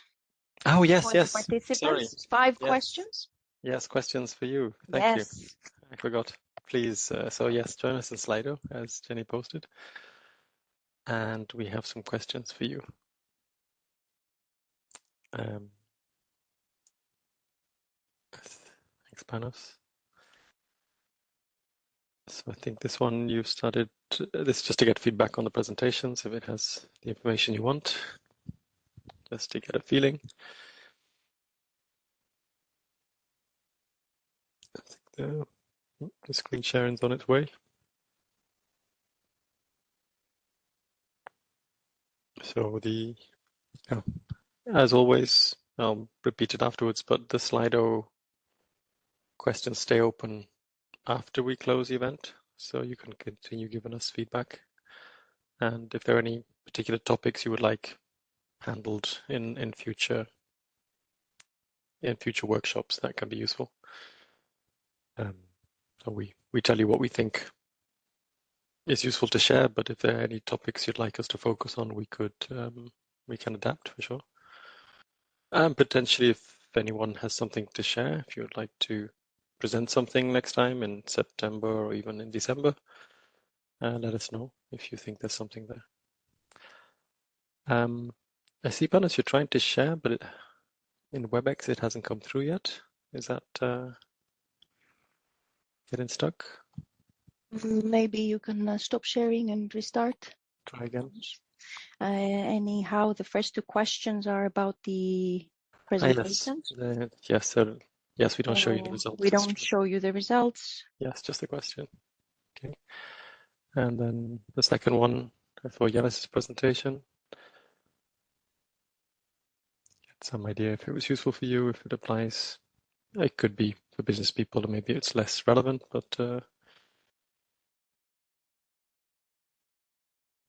it's good to know if we should cover things like that. Well, I think we should cover things like that because there are technical details which are useful to share. So at least you understand the concepts behind what we are doing.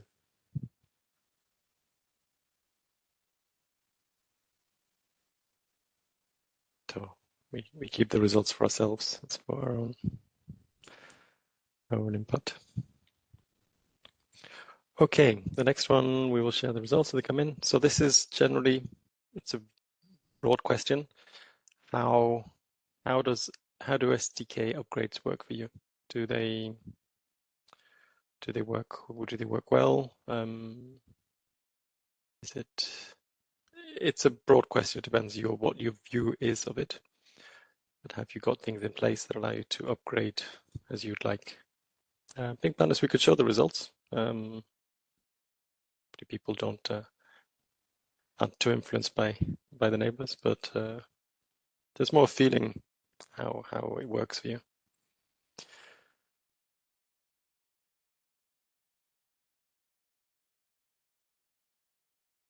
Yeah, so very few of you have a perfect system. That's understandable. So yes, 10 is great. 9 and 10 is very good. And yeah, 7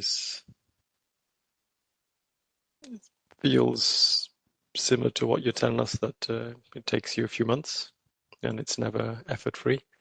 And I guess those of you on 1, 2, or 3, it's a major undertaking. So you're either okay with effort or it's very hard at all. Okay, so that question is just to get a feeling of how many of you might come to Luxembourg or will come to Luxembourg. So we put, and some of them you can't travel or you prefer not to travel. It'll be online as well, but if you'd like to meet your peers, there was an event in Brussels at the end of April, so it was very nice to meet some of you. I even met my colleagues in Brussels. And so I would say probably means you are likely to come. All goes well, possibly is you'd have to check if your timing or your budget or something. So the idea, if you came to Luxembourg, it would be at your own expense. We would provide, the idea is we provide lunch. And also the idea is to have it over 2 days and combine it, like I said, with the SPD, ontology, and reusers. So the eSender part would be in the middle. And if you're interested in the other ones, you could come a bit earlier or leave a bit later. That's the concept we're working with now. All to be confirmed, but that's the idea. And this is just to check how many of you overlap with other groups. So there are a couple of DigiGrow ones, which if you know you're in the group, you can mention it. But some of you might also be reusers, maybe some of the commercial eSenders. You also have a service with reusing the information. EXEP is the expert group on e-procurement. So that's run by our colleagues in DG Grow, Mark Christopher, who often you see in our meetings as well. We work closely with them. And EXPP is the expert group on public procurement. They are more the legal side. They don't care so much about the data. They care about the directors themselves. ESPD, the European Single Procurement Document, has a user group and it has a seminar, I think, twice a year. So it could be in person in Luxembourg. And e-procurement ontology is that conceptual, that model of e-procurement, of beyond just notification. And they have regular working groups, but also some meetings where they share broader information. Okay, so if some of you came to Luxembourg, you would just come for the eSender part, and a few of you overlap with the other groups. Okay, drop us a line later at the end of the survey if you have any feelings about meeting all in one go. So that the superpowers of procurement data event that we organized in Brussels was 2 days. That was even broader, so it was about procurement data in general. But it was very interesting and to meet in person, and the exchange of information between different groups is also quite valuable. And also for this community and those other communities, I think from time to time it's nice to meet in person and at least know who you're dealing with or who you bump into otherwise. Okay, that's it for now. Thank you for answering our questions. We'll go back to answering your questions. So, almost missed that. Okay, let me just find my internal document where my colleagues behind the scenes are feeding me answers. So it's a team effort to get answers to you, and I'm just the spokesperson. Okay, so version 3 of TEDAPI, that's what, yes, indeed, what is coming. Will there be new information? And is the information today, is it actually correct? So the publication date, expected publication date, returns the requested publication date instead of the date of which was actually published. So we need to check this one. Expected requested publication date is the preferred publication date that you or the buyer chooses, which may or may not fall on a day there's an OGS issue. So if you prefer to publish on a Saturday, we'll say we can't do Saturday, the next available date is Monday. And Monday is expected publication date, and Saturday would have been the preferred or requested publication date. So we're not aware of the problem with that, but we'll have a check if that's in the current API, if that's a current problem, because that should be fixed even today. But the main changes in version 3 is so that all the API have a harmonized endpoints, so the URLs would be harmonized. Today, if you call different APIs, if you call the viewer or the submission or the validation, they all look a little bit different. There's no real common approach, so that would harmonize them all under a single domain name and improve some of the names of the parameters so they're more explicit and they're closer to what they actually do. But we'll have a look at the expected and requested publication date to see if there's an issue there. If there's something there. Okay, so the next question, when will the eSender changes are in production? For example, send a copy of the email to the buyer. If this is about the email notifications, it's already done. So the buyer is the recipient, so the notice author email and the metadata that you must fill in when you submit a notice. Notice author email is the buyer, and they're the intended recipient. And what has changed is that you as an eSender, your EU login that is associated to the API key is in copy of those emails. So whichever email address you use to log in, that should be getting emails now as well. So we think it's useful for you to be in copy, so you know it gives you an additional source of information that something has been submitted successfully or published. And then hopefully your email rules can put them neatly to one side if needed. But yes, it's useful to know what the buyer has seen, because they might ask you, they might ask us, and it's useful to have that email with you. Okay, will the voluntary forms only have basic schematron validation? Will there be less rules on the voluntary forms and thus a lot less schematrons? Yes, hopefully that's our intention. So the intention is to limit the rules to what we need to have a coherent notice so that the links are there. But we definitely don't need any rules that would try to comply with any particular directive. So we should keep them relatively flexible because we don't know what national requirements you have for below threshold. It's none of our legal business. Our business would be to publish something that holds together. But we're hoping, discussing with some member states who might have started implementing a version nationally of the voluntary forms to see if they have any rules which are useful. But it's very likely to be a subset of what exists today. So yes, easy to fill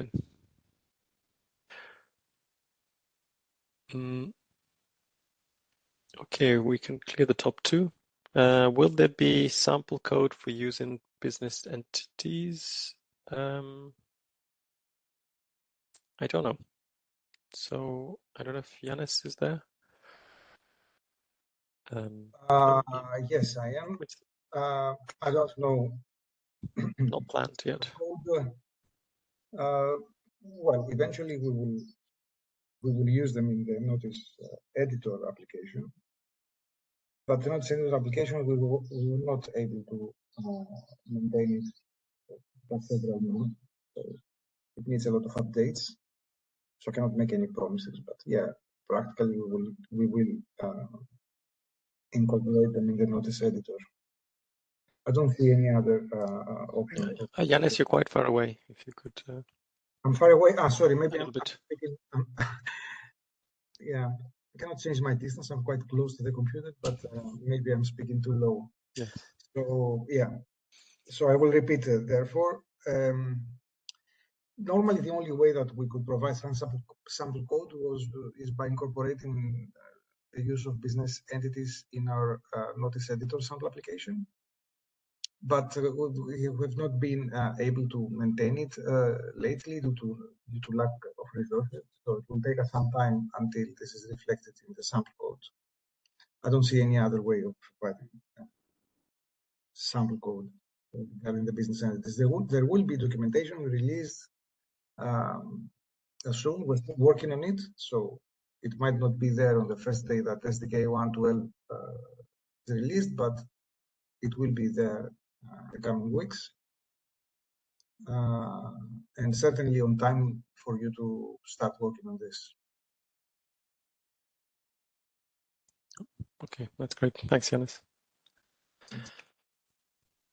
Okay, will SDK version 1.13 be available in October? You're supposed to have it in your platforms by early 2025, the 20th of February. Indeed. So we know that 1.13 is important if everyone has to have a chance to use it. Our plan is to have it available in October. I say no later than the end of October. There's quite a lot to do. It depends a bit if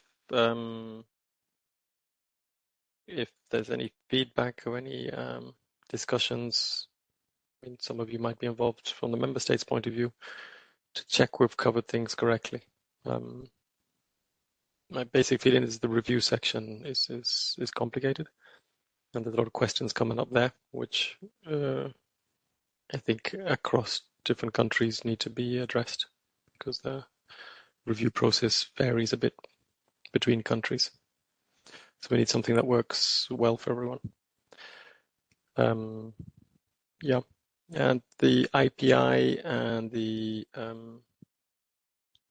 Energy Efficiency Directive depend a bit on other parts of the Commission and seeing if they have the implementing acts which would finalize the code list and things like that. So we'll aim to have the structures ready.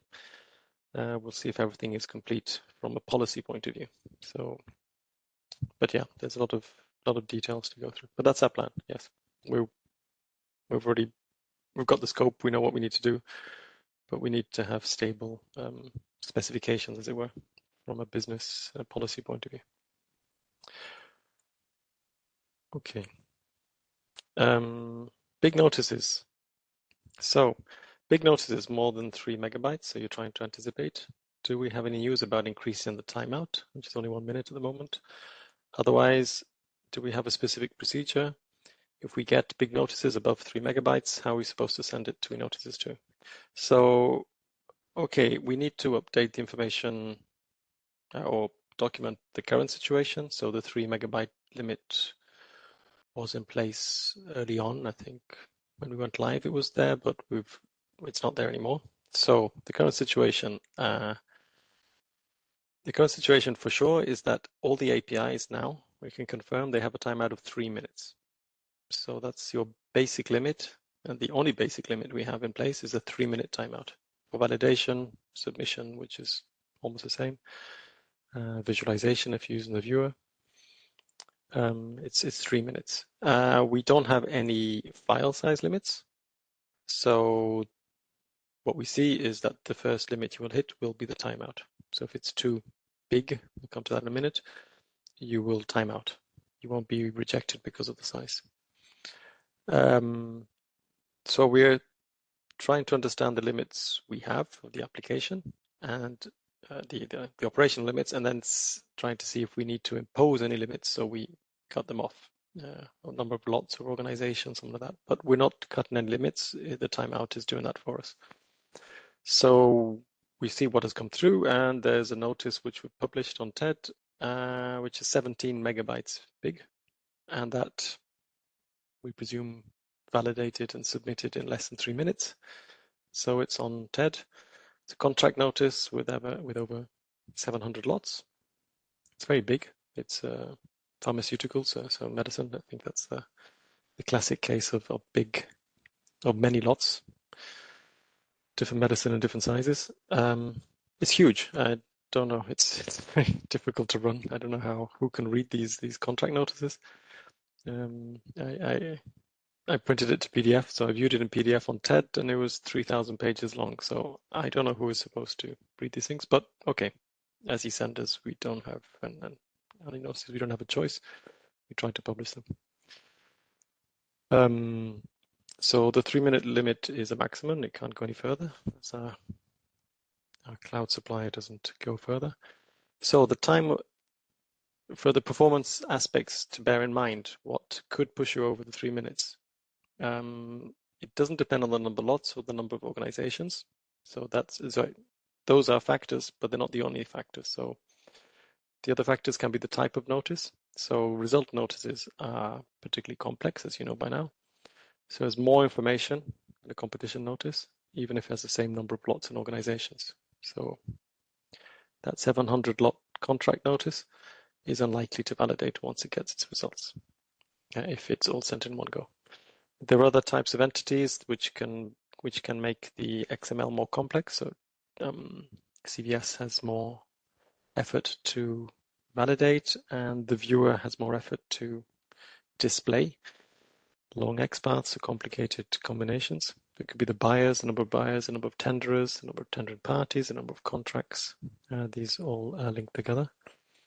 And also the number of references to entities. So there is one check or there are several checks to make sure that each identifier refers to an entity that's in the notice. So this tender is linked to this contract and so on. Those links we also check are correct, and that's quite intense and heavy on the system. So we're trying to reduce the time to see what factors we can improve, so we can increase the size of a notice that can be processed before the 3-minute timeout. So some of the changes are in the application itself. Some of the changes in the SDK. So for example, in 1.10, SDK 1.10, the schematron files have been restructured.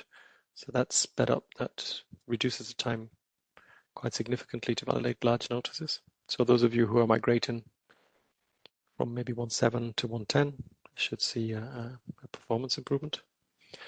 For result notices, the solution, which has always been there, already existed in TED XML, even the limits were harder to hit, was to break a result notice into smaller notices. So don't publish your 700 lots in one notice, publish them in more sizable chunks. Because you can send as many result notices as you want. Every time a lot is awarded, you can send a result notice.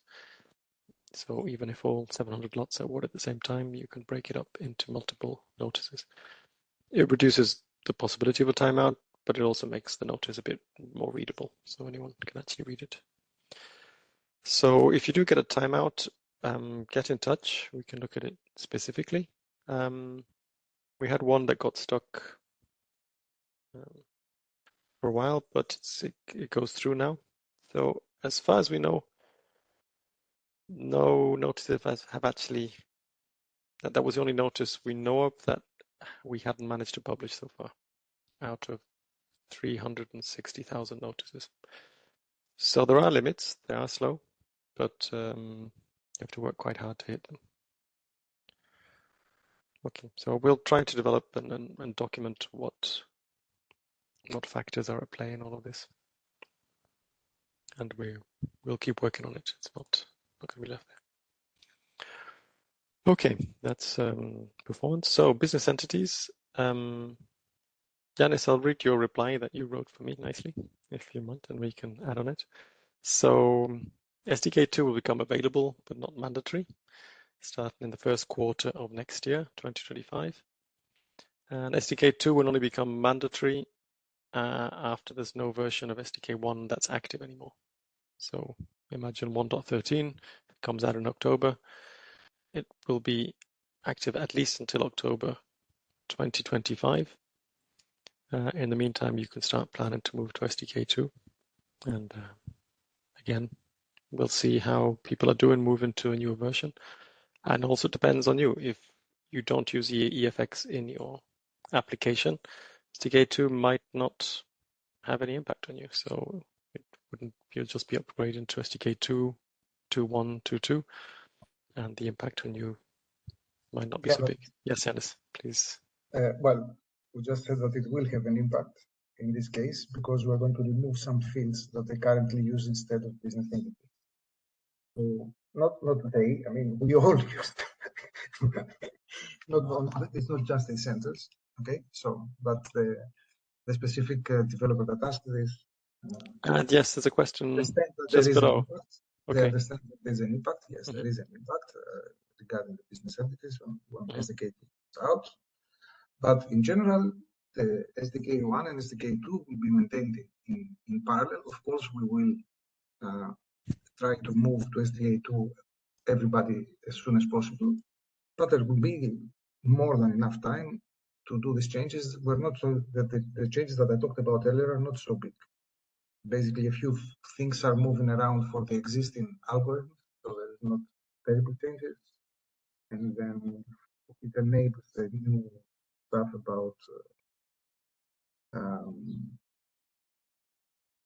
change notices. Okay. I think we're going to be okay. There's enough time. Okay. Yes, well, yeah, there's a question below. I'll read it now so we catch it at the same time. So to get rid of the IDs, which looks redundant for Yanis and for SDK2, it generates a huge additional job for us to rewrite the summarized logic for your statistics module. So please consider to keep the redundancy. So it's something, I guess, outside the publication, it's some other statistics that is done using those IDs. So, but the idea is to move to a major version and deprecate redundant information. Yes, I mean, avoiding work is not a good enough reason to keep redundant information in any information system. You will have enough time to redo the things that you're talking about. I believe you that you see this as a huge work, like you described it, and you know, the work is as big as you perceive it. Even if it is, even if it isn't, it always feels bigger. But yeah, it's not a good enough reason to keep redundant information. We will end up with serious mess if we start doing these things. So you will allow us to remove it in the next major version of the SDK. Until then, and while you're on SDK 1, you can still keep them. But when you move to SDK 2, you will have to replace them. Possibly business entities would be a better way to identify your objects anyway than using the old IDs. So in the longer term, it's probably a good investment even for something that's not the statistics module, which is not directly related to the publisher itself. Okay, so yeah. Yeah, let's move to the second one there. So will the business entities included in 1.12 be reflected in the user interface of eNotices 2 when this SDK will be applied to this tool? It will be, but not immediately, no. So we're just in the early stages. So eNotices 2 in the very short term ignores the business entities, so it doesn't make use of them. But we do need to update the application to make the most of them, but we haven't done it yet. It's probably early next year. So we have to have an opportunity to come back to the application, discover new things in the SDK, and make the most of it in the user interface. So the SDK is ahead of our own application in eNotices 2. And that then it would help the form filling tool and allows you to handle different groups, like the hiding groups that are not essential and things like that. So yes, there's good potential there, but right now we haven't got the capacity to do it. We've got some of the things we need to do still, and hopefully we'll get a chance early next year to reflect it. So yes, you can go faster than us, and we know plenty of you probably have more advanced applications than our own eNotices too, even if we're in the same unit. Okay, so Panos, you can get rid of the top two, and we'll go to today I implement the newest SDK, 1.11. It takes me 2 months, July and August. You go live in early September, and then I have to do the same thing in January, so that in April I update it, and then the same again and again and again ad infinitum. The rhythm is unique to eForms, and TED Legacy and the UK's FTS are more manageable. Why is this? I referred to the question we answered this morning about stability in terms of, well, I could say there's regulatory stability is not there, and it's unlikely to come back. So TED Legacy probably benefited that no one thought of adding information to it. It was like frozen and no one touched it. Whereas now with eForms, different policy initiatives saying, well, we have these rich eForms. They're not constrained by some static PDFs that are in some implementing regulation from 10 years ago. It's just data. So we can add more data and we can enrich it. So it opens up opportunities to enrich the data. The downside is that all of us have to enrich the data. So maybe, Mark Christopher, you want to, it's an opportunity which has implementation costs. Yes, I want to add something. We will work on a governance document on how we will work with amendments and timelines of updating TED to bring more clarity, also to you as the eSenders, to make it more predictable. That we have this timeline of March next year was actually my fault. I should have thought that from the very beginning to have a longer transition period. The funny thing is, no one complained about this. We had meetings and no one said during the way that that is too short, we should have it longer. It's I think everybody was thinking about the first eForms, we're still stuck into the first eForms implementation. And we will certainly, when we have future amendments, take care that the timeline of and the transition periods given in the amendments will be more generous, so that it will be easier for any service provider in Europe, if they have to upgrade from one version to the other, that it is more predictable.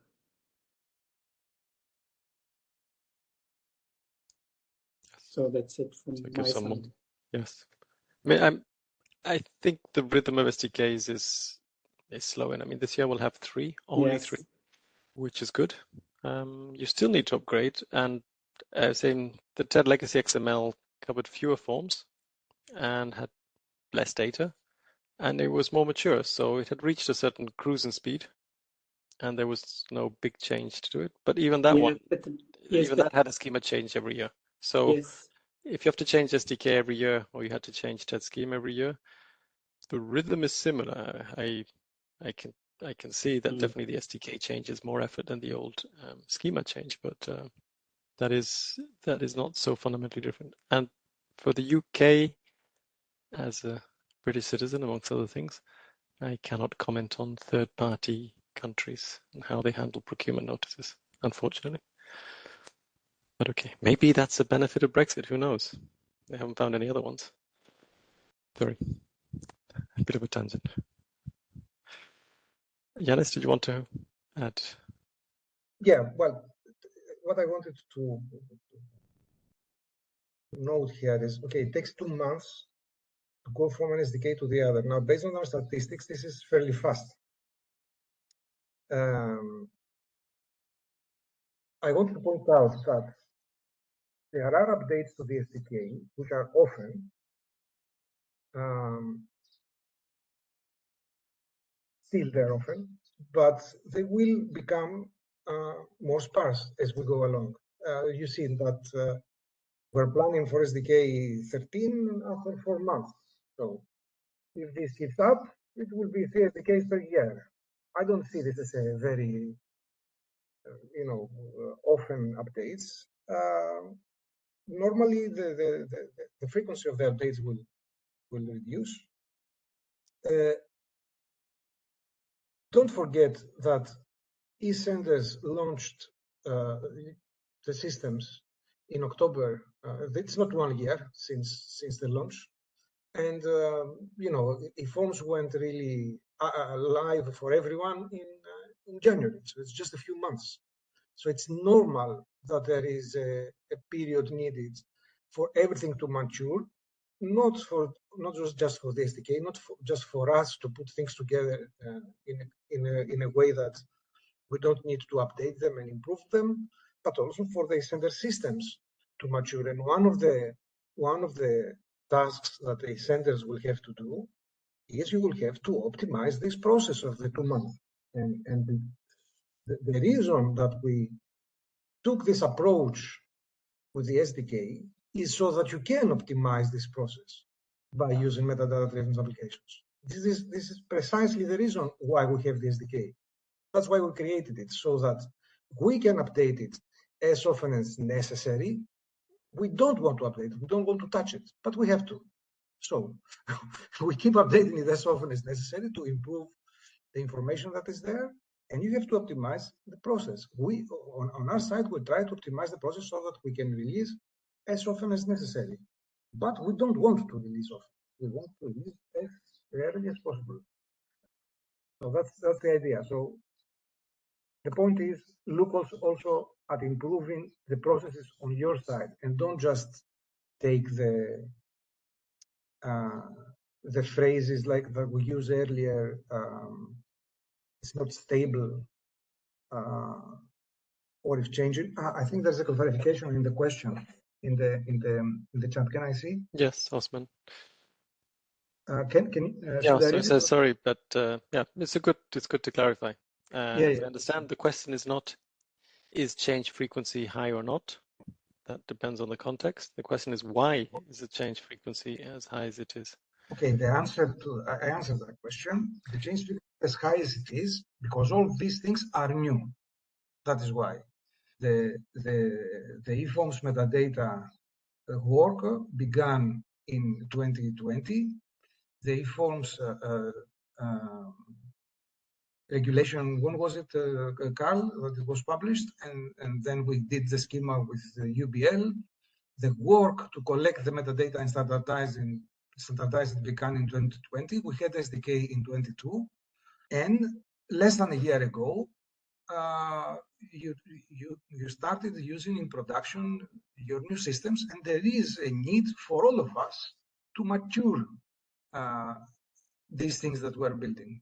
Maybe There to could be changes. maybe to add on this. I mean, even before the first eForms amendment went into force, we had already the first amendment, which brought changes. We had, end of last year, the second amendment. Next year, we will have a third amendment. Also required by sectoral legislation. And I said this in the morning. So I think we have two things at the same time. Getting more used to the way how eForms works. And on the other side, there will be new amendments. That is for certain. And when I see what sometimes colleagues show me, I don't think that there will be maybe every year an amendment, but it's not unlikely that we will see more amendments in the future. The only thing that I try to do is from my side, from the policy side, to avoid having so many amendments to add new concepts. But yeah, data is in maybe also 20 years ago. Is it 20? No, it's actually from 2014, the directives when we went live, even before the 2004. The forms were technically they were changed a little bit, but they were stable. No one really cared about data. They were just published with the main purpose of that suppliers find business opportunities. But that has changed. Now, member states, policymakers are very much interested in data. So this will have an impact on the lifespan and frequency of the updates in eSertis. eForms, yeah. Yes. So yeah, the why, the multiple whys, I would say. So there's regulatory drivers and there's technical drivers. So yeah, why did we put out business entities? We didn't have to, but it brings you more stuff. So you may or may not want to use it, but we're going to put an SDK out that has it. So SDK 1.12 has two parts. It's got business entities, which can help you improve your system. And it has regulatory changes, which allow for reporting. Actually, the exclusion and selection criteria, if you get a chance, it makes life easier for the users. You can now put in, you don't have to fill in all the exclusion grounds. You can just say, see procurement documents, see ESPD. That's one of the changes coming. So that's a simplification there. Why? Yeah. So, but yeah, it's hard. Peter, the changes are not directly related to changes amendments. It's true, Peter, not everything is a regulatory thing. Some are technical changes. And rules, actually, there's a question coming up about rules. Why do we have so many rules and the legal basis for that? But we'll get to that in a second. There is a data quality aspect as well, which would have impacted you from SDK 1.8 to 1.11, all these rules coming in. So that's heavy.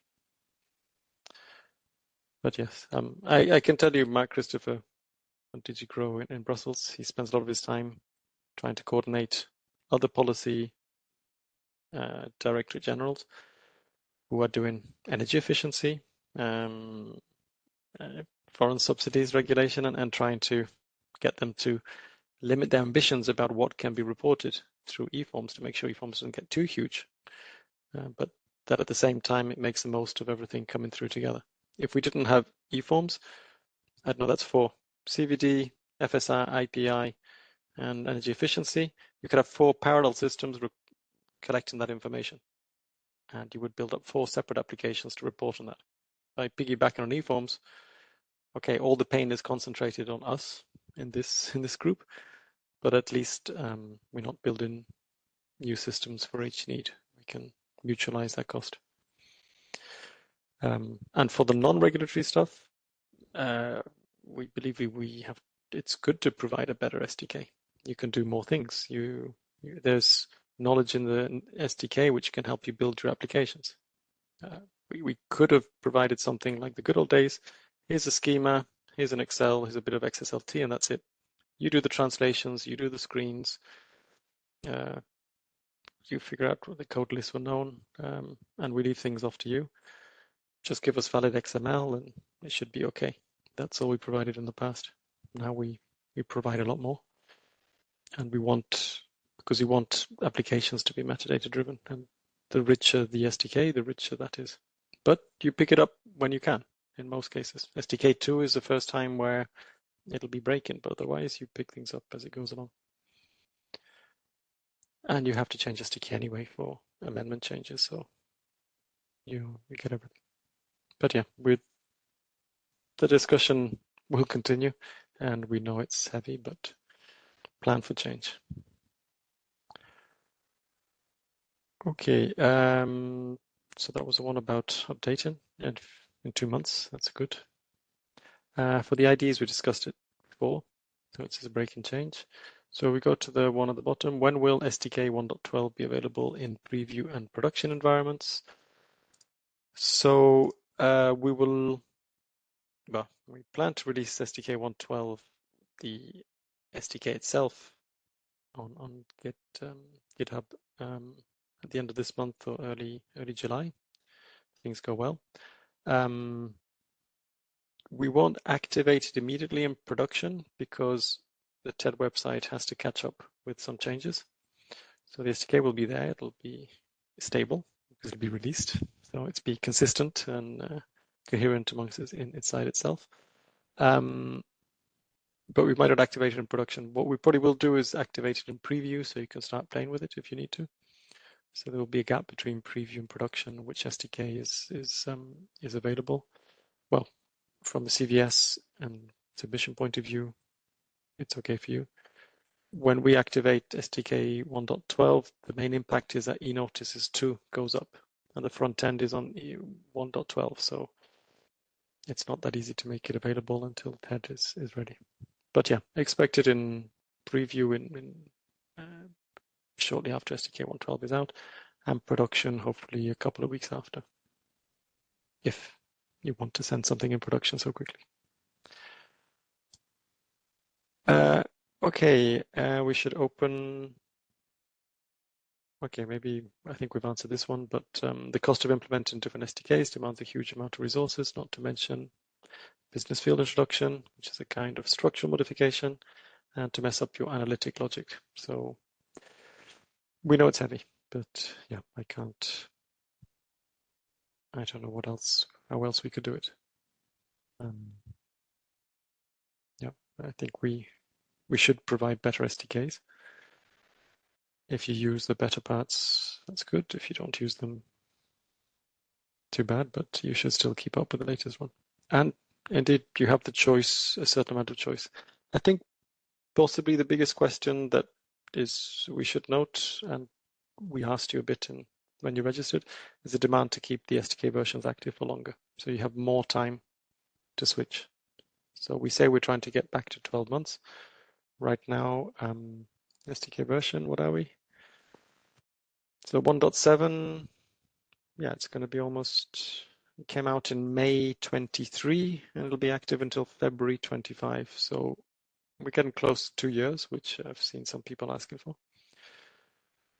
So maybe the debate can be how long can we keep an SDK version active to allow more time to spread out the effort to upgrade. But really my basic thing is plan to upgrade every year. If the lifespan allows you to do that, just keep moving all the time.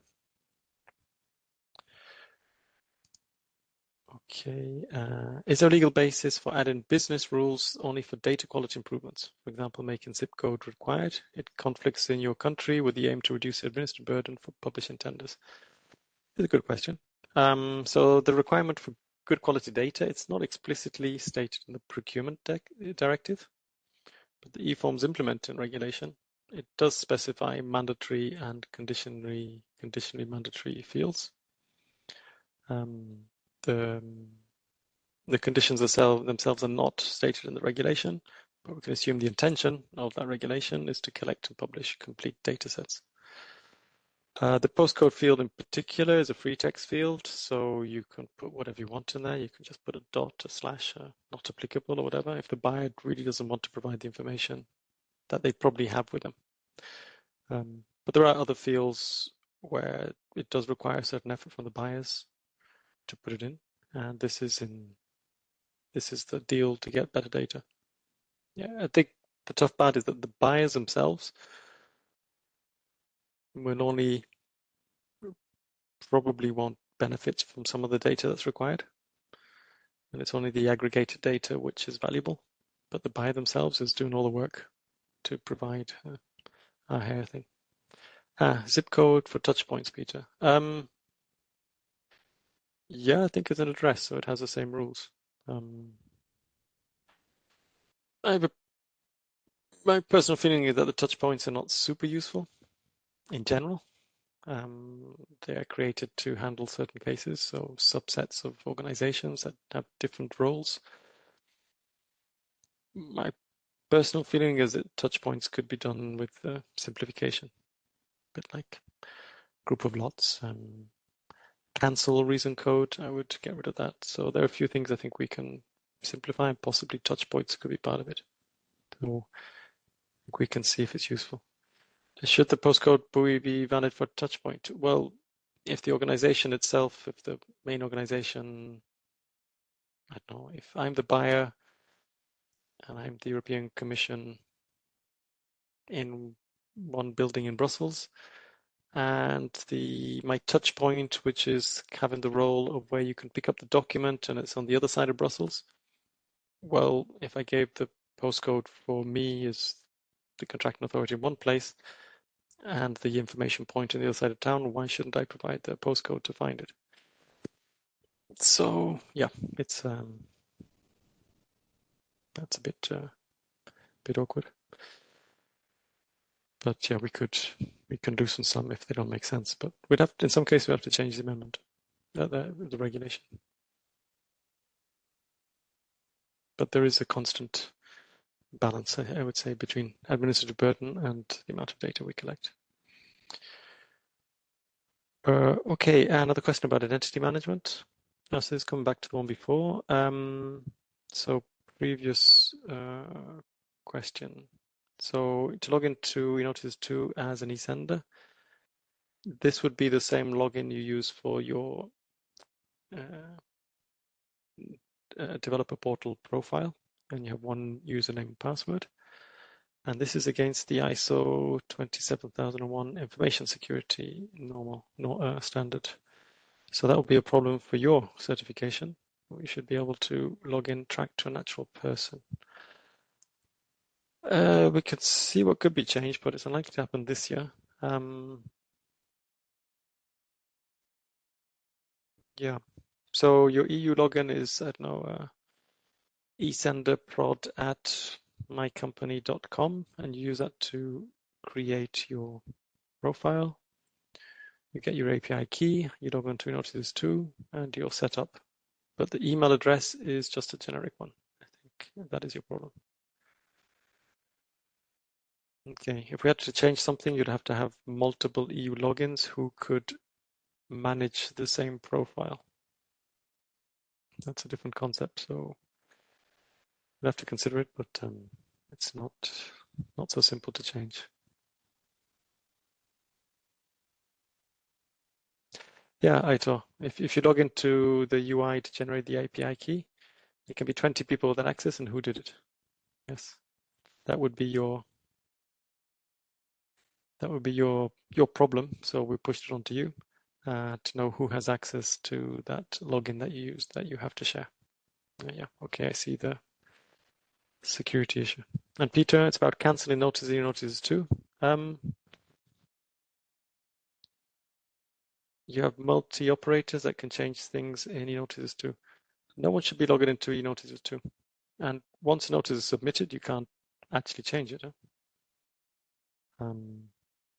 If I don't know if Peter, if you're tenderhead, Peter, but so if you submit something as the Dutch hub, those notices will belong to your login. If someone logs into the web interface of eNotices 2 with another login, they would not see those notices. They wouldn't be linked to that login. So in theory, no one can change it. If you have an operator who submits to you and then submits to us, from our point of view, it will be the same login. So it'll still be you as the hub. And you will have to keep track of who sent that to you to send it on the way out. I don't know what level of controls you have, but we only see one login. So we don't have this concept of sub logins, and we don't keep track of the things that are your business.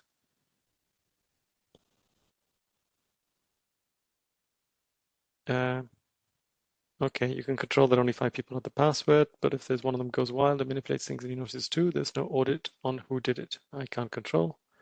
It's on our systems, you're blind. Yeah, okay. So we have to control who goes wild on your side.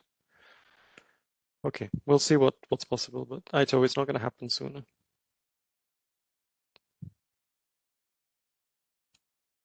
And even, okay, so we would have to keep audit logs, basic identity management.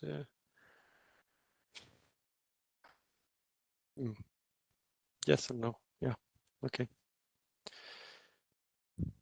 You could have other ways to get an API key, and you could still mess around with the API key.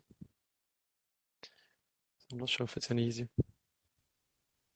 Okay, we'll have a look. Maybe we can discuss bilaterally what the options are. It's the same API key.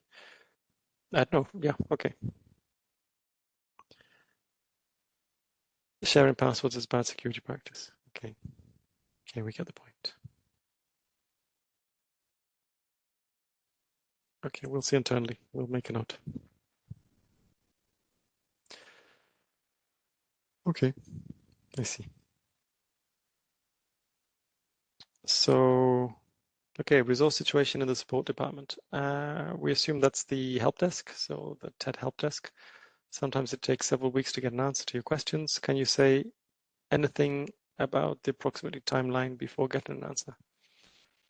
So yes, I think we mentioned in the previous workshop, and I think in the email we sent all of you, I think it was in May, to let you know about the change in SDK versions and the changes about putting you in copy and about the help desk. So the TED help is a very busy supporting the web interface users of eNotices 2. So lots of Polish buyers, Greek buyers, Italians, French, Spanish, Portuguese. So the countries that have no or few eSenders. They're asking many questions. And as you know, validating notice is not easy, so it takes a while to support them. So yes, they're overwhelmed, they're very slow, and they've reached their capacity. So in terms of resources, they're under-resourced for that particular situation. We're seeing what we can do. There is a release of eNotices 2, which should come out soon, which should improve the way errors are shown. A bit more dynamic interfaces. That should help, but they're still going to be busy. So yes, we're sorry if you're not getting the replies in time. If you have questions about the SDK, technical questions about the SDK, you can post them on the on GitHub on the SDK discussions. So at worst, we'll tell you we don't have an answer because it's not purely SDK related. But we do try to answer the other ones. If you have an urgent operational issue, so is the system down? Is something stuck? I can't get through. When you email that TED help desk, also you can put in copy OGS-eSenders at publications.europa.eu. So Jenny's just posted that. So that even though it's gone to the help desk, we can also have a look and possibly reply, anticipate the help desk reply. So we do want to concentrate help desk questions to the help desk, so everything is tracked. They're set up for that. That OGS-eSenders, it's one or two colleagues behind the scenes who can pick it up and have a quick look and get you a quick answer if it's urgent. So yes, that's for that. Yeah, but sorry for that. It's also TED. There was a new TED website around the same time. Everyone switched to eForms. TED website at least is a bit more stable now. That's there were some short-term issues which have been resolved, but there was a lot of backlog. Okay. Oh, these are the questions came in after lunch.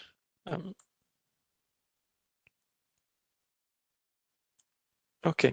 How will the voluntary forms be displayed in TED in a dedicated section?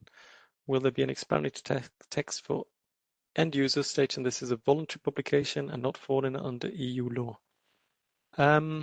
There will be individual views, so the template to view it will be different on TED or TED Viewer. It's they're parallel systems, but they have the same function. The most obvious thing would be that the legal basis would be other. So normally you would not use legal basis 2014, 24, 23, 25, whatever.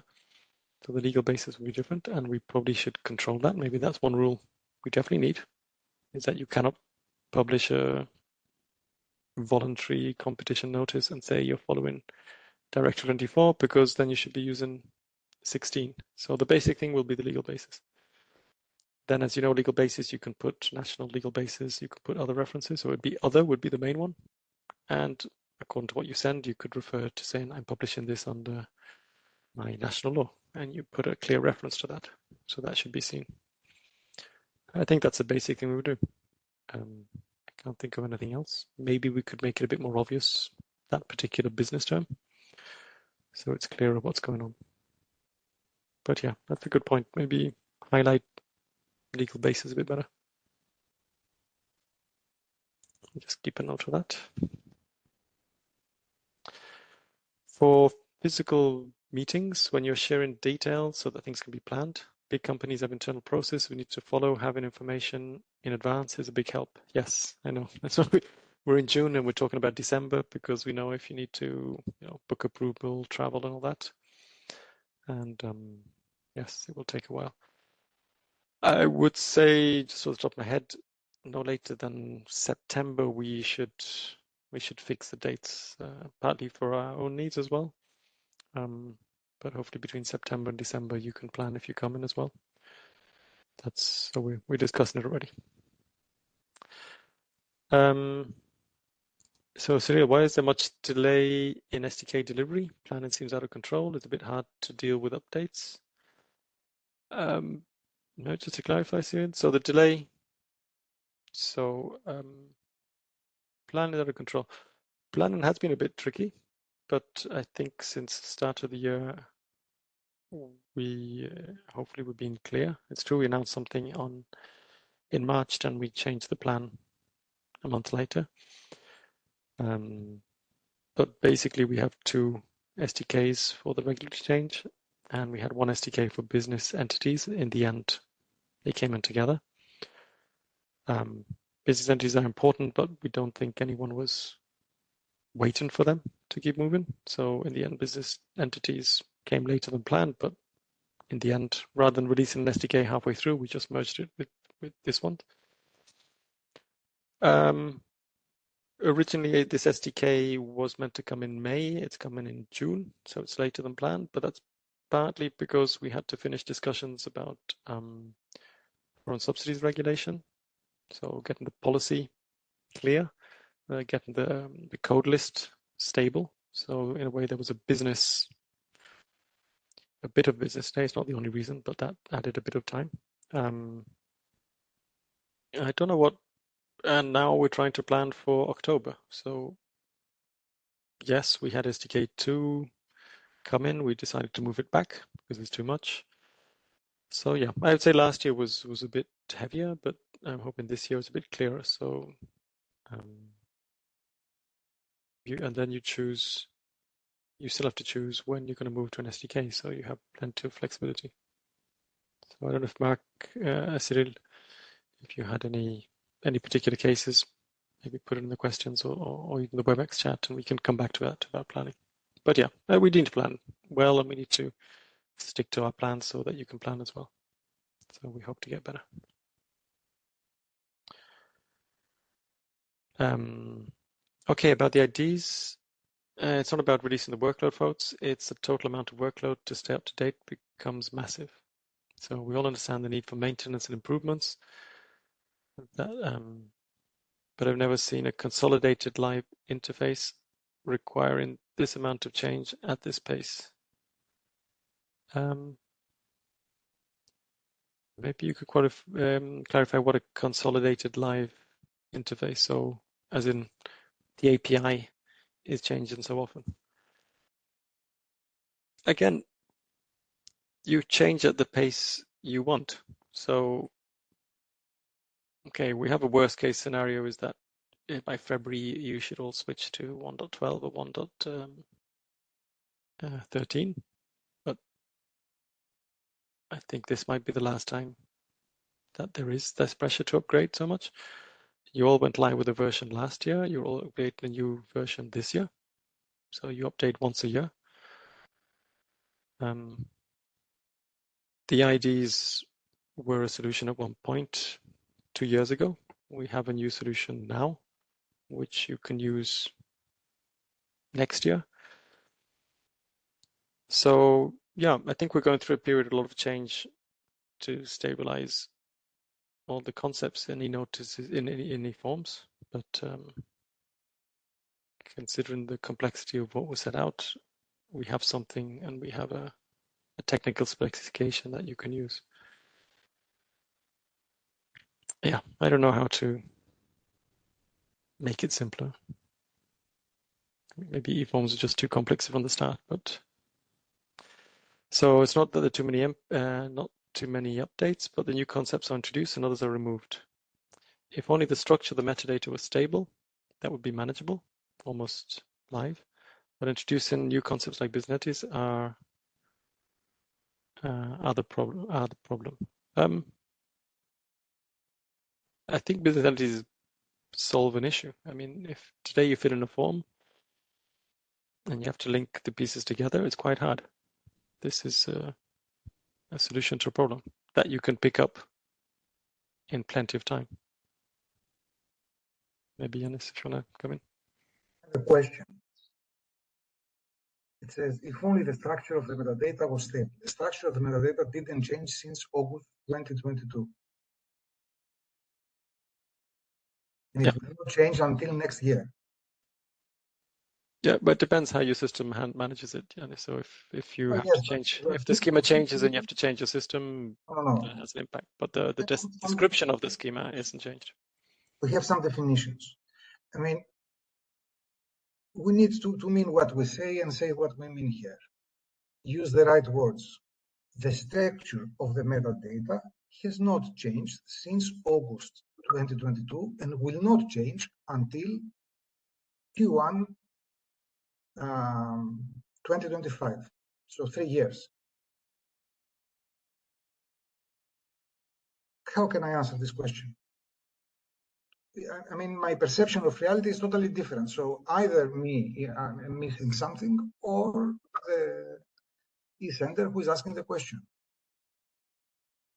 Maybe we can clarify it in some other. Actually, maybe these are the answers we see on the screen are the last questions we have. And so I'll just wrap them up, and then I pose. Okay, we don't have to use up the remaining hour, but we can open the microphone and just get some interactive feedback, so we hear it a bit more. That would be awesome. Yes. Yeah, yes. That'd be easier. And then, because yeah, this is important that we have to.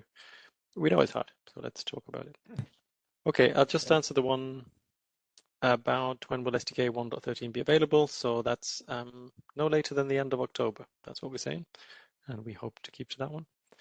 And the last one, maybe we can bring it up because it's related. And I hit the nail on the head. So the lifespan of the SDK. So you have to update twice in 12 running months because the SDK is released with a 12-month expiration date and a need time to implement. Plus, they might not implement from day 0. They have to overlap. It's more than one update a year. Yeah, I think that's. Yeah, we're on the limit of what we can do. So nothing personal. Yeah, don't worry. It's not easy for you.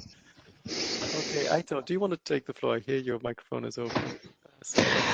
Yeah, the thing Yeah, hello everybody. Thank you for that. This is Aitor from SAP, and actually these latest two questions are mine because for us many times it's difficult because I understand a couple of things that you are saying all the time, and I want to give my point of view. So you are saying you can do it whenever you want, and you are saying you only do it once a year, and it's whenever I want, but I am forced to do it, right?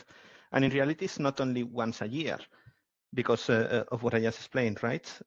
If you release an SDK January 1st, I have to implement it, and I have to implement the replacement before December 31st. So that in reality, the question about if I take today 1.11, I need July and August to implement and so on was mine as well. And it's exactly the scenario, right? At the end of the day, during 12 months, I am spending 4 months. I'm considering 2 months, and that's a bit generous in my case, but we need to do QA. We personally have many things automated from the SDK and relying on the metadata, but still, we need to tweak things here. There are new aspects. We need to QA. We need to deploy, and so on. So easily 4 or 5 months out of 12, we have updated or we have spent only updating. And I definitely understand the need of maintenance and the need of improvements, but this personally feels too often. So when you say you do it whenever you want to, yes, but I have a deadline. I will put another example.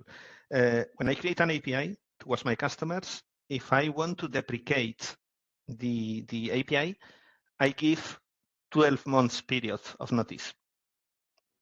So if I take this concept to your SDK is being released with the deprecation notice already there, right? So it's continuous pressure for continuous deadline, which is not going. So personally, I think I'm not alone, but I'm very vocal here.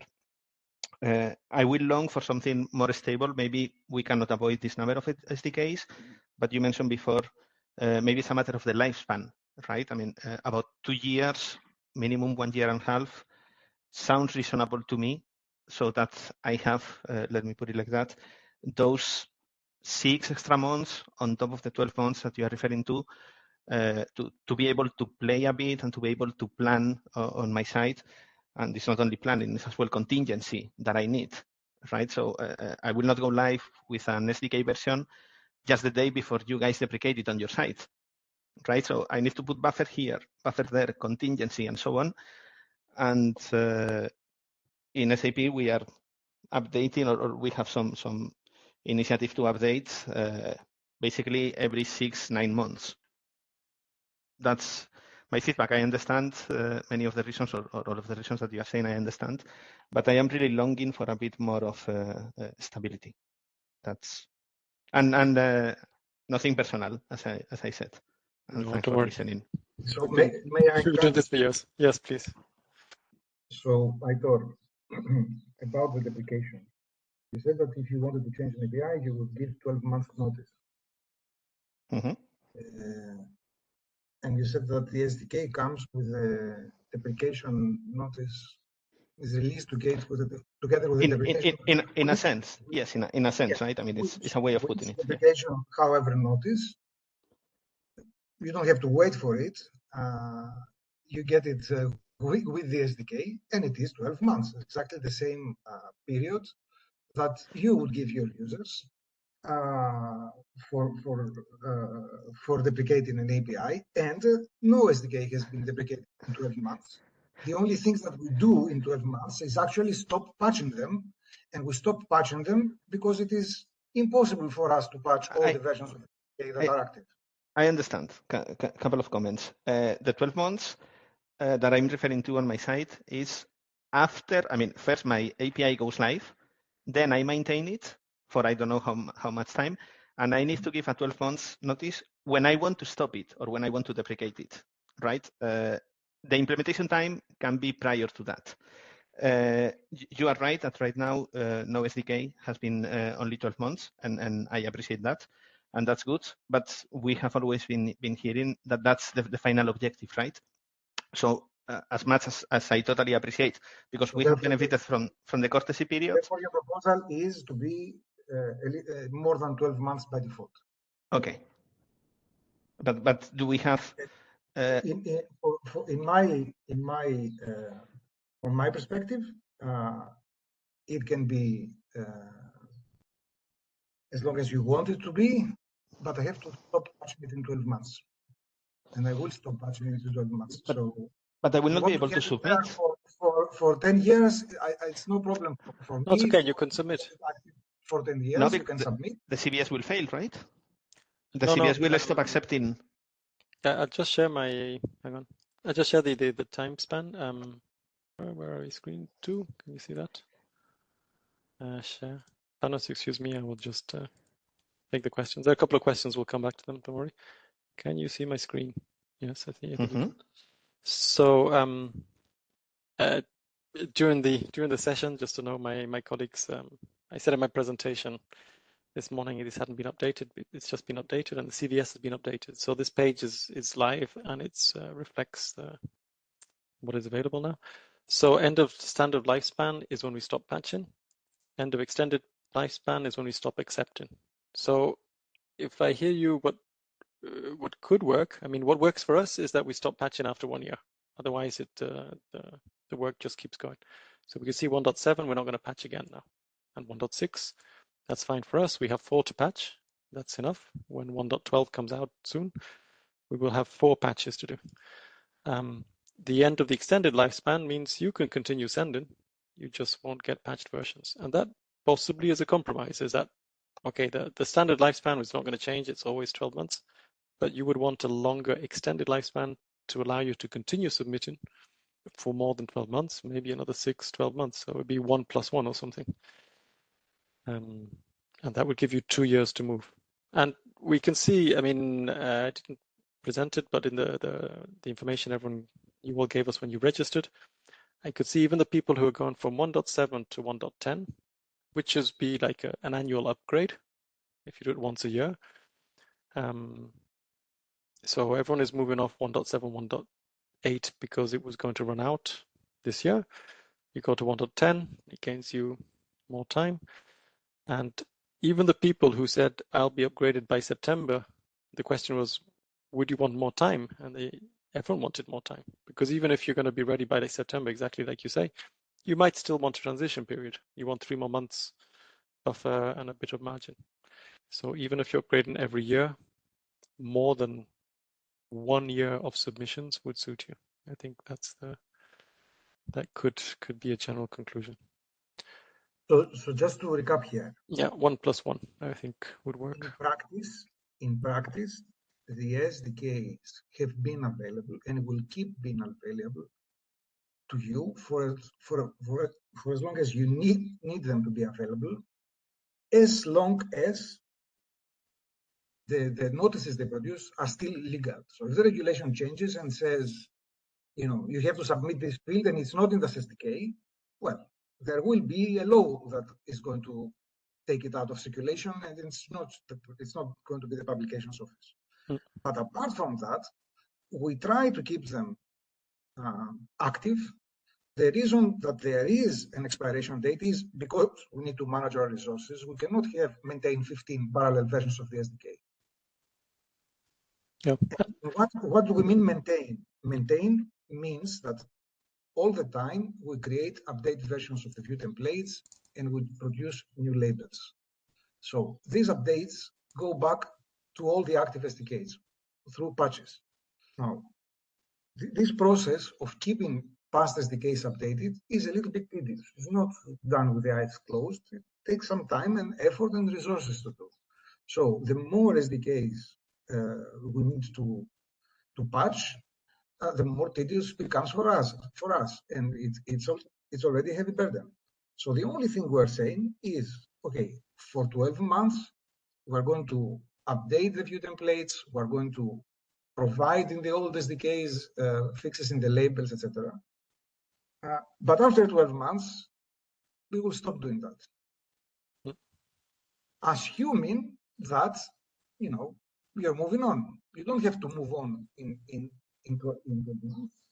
But you are in the process Oh, we're losing you, Yanis.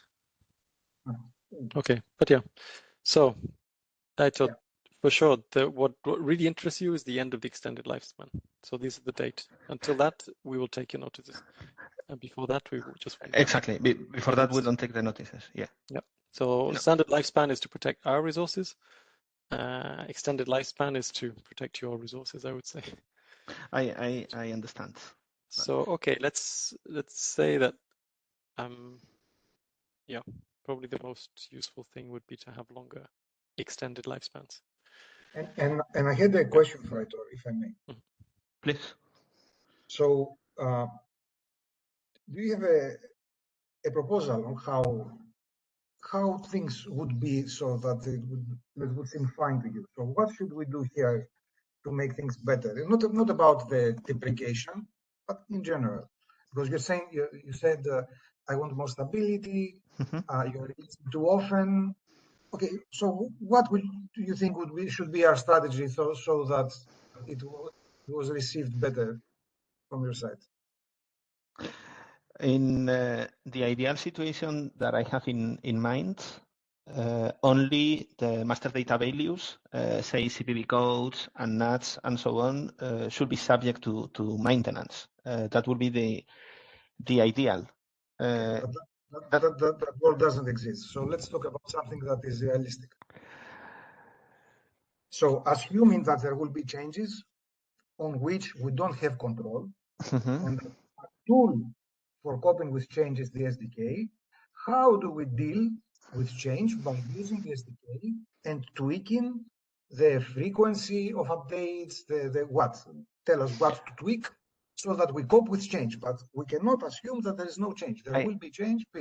I understand that point. At the end, it's a bit as well of what politicians bring for all of us, right?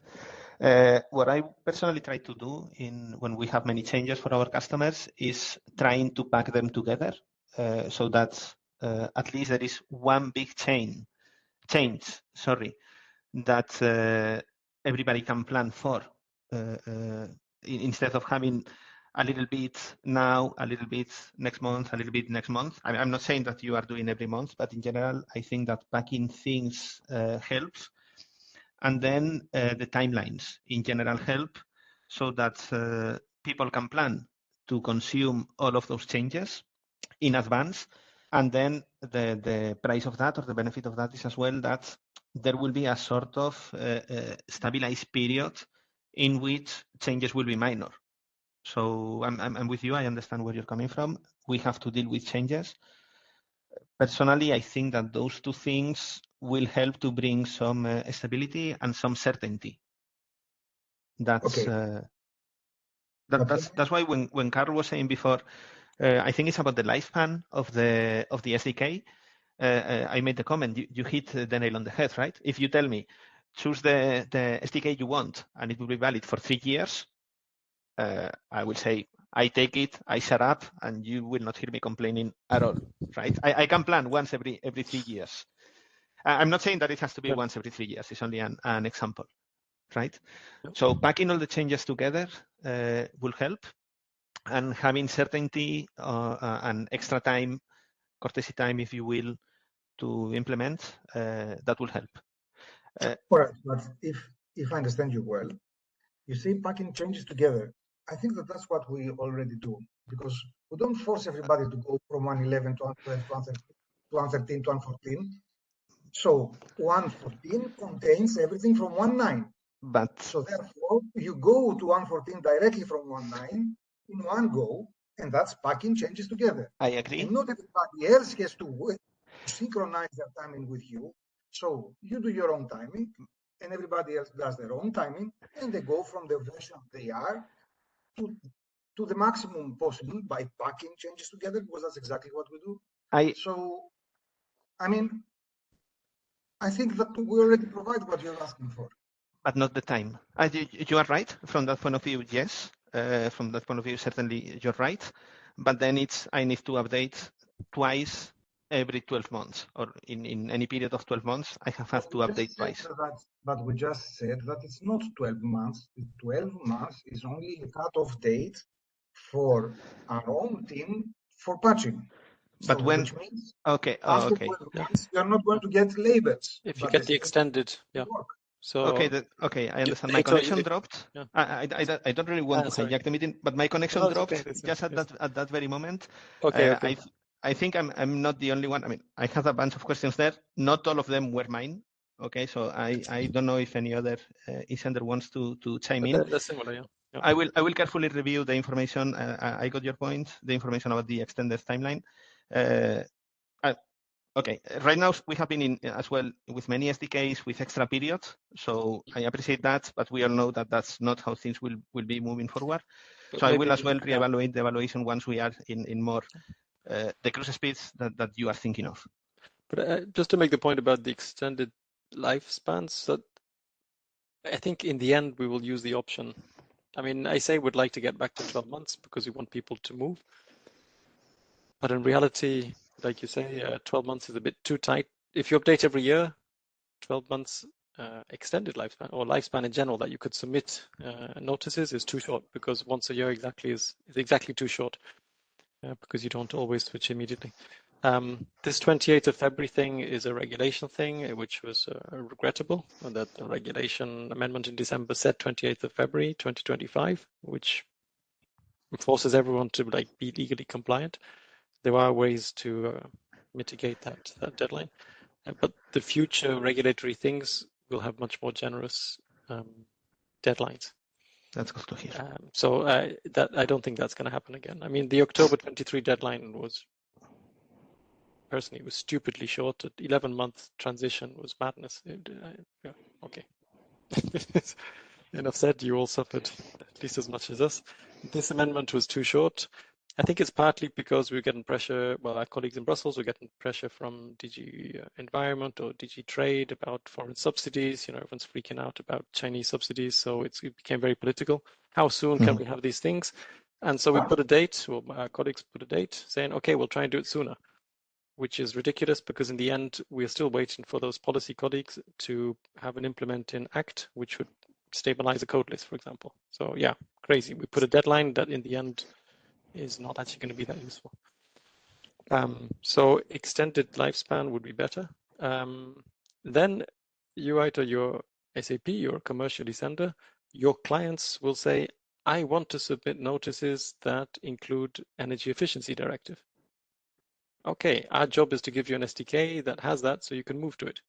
I don't know how quickly you're going to satisfy your users, but your users might ask for it. It's optional, so it's, you know, technically you could still use the old SDK, but your users will ask for a new SDK. Or what will be a new SDK for you? So that's regulatory change. No, that's a fair point, and I have to deal with that kind of situation basically every day of my life, right? Yeah. But then it's more of a commercial decision, where as well it's what you said, right? It's optional. So I have a bit of a lever with my customer, and then it's more of a commercial give and take, if I can put it like that. But here I'm more thinking of the technical aspects. Yes. Where I am forced by your interfaces and so on, and the SDK and so on. Yeah. Okay. But so can we hear from other senders also? I see that Peter, for example, is writing something in the chat. Maybe he wants to discuss it, or somebody else. Yeah, maybe just before there were a couple from Osman. I won't attempt your surname. Sorry, Osman. So 2 tips. So separate the technical updates from the regulation, the functional updates, and group multiple changes into one to release instead of having 1.7, 1.8, 1.9, combine it in one release. Just about those things about release, that going back to what you said, Yanis, I think the size of the release that you want to take depends how big your appetite is. So if you want to go incrementally because you have a good process and it's easier to continuously do an update, or, you know, if there's 4 SDKs per year, you upgrade every 3 months. If there's 2 per year, you do it every 6 months and you just keep going. Or do you want to take them all in one go? Like Yanis says, if you go from 1.7, and it might happen, someone might go from 1.7 now all the way to 1.12 or 1.13. You know, you need a big appetite to do it in one go, but you do it all in one go and you choose to do it in one go. If you want to do it incrementally, you do it incrementally. So My feeling is we're not going to have as many SDKs as we had last year. I think we had 5 SDKs. That is unlikely to happen again. I mean, we're seeing this year, we only have 3. 1.11, which was maybe the last of the original eForms, 1.12 because there's a partially regulatory one, and 1.13 was the rest of the regulatory one. Possibly even one regulatory one per year might be enough if the political pressure works that way. So maybe going back to Osman's first tip is we could have a release that just has the regulatory ones and another release that has the technical ones. Maybe that is an option, but it depends on timing and capacity. So, and what is useful. I don't know, Osman, if you want to explain your background, and then we can get to Peter. Yes, I will try. I'm Osman Merzlak speaking here from Netherlands. I want to elaborate the process of combining multiple changes in one release, because we asked, or our colleague Aitor asked, for longer support time, and answer was it will be difficult to manage many SDK releases over longer time. Then you have to manage 1.3 and 4 and 5 until 1.16, of course.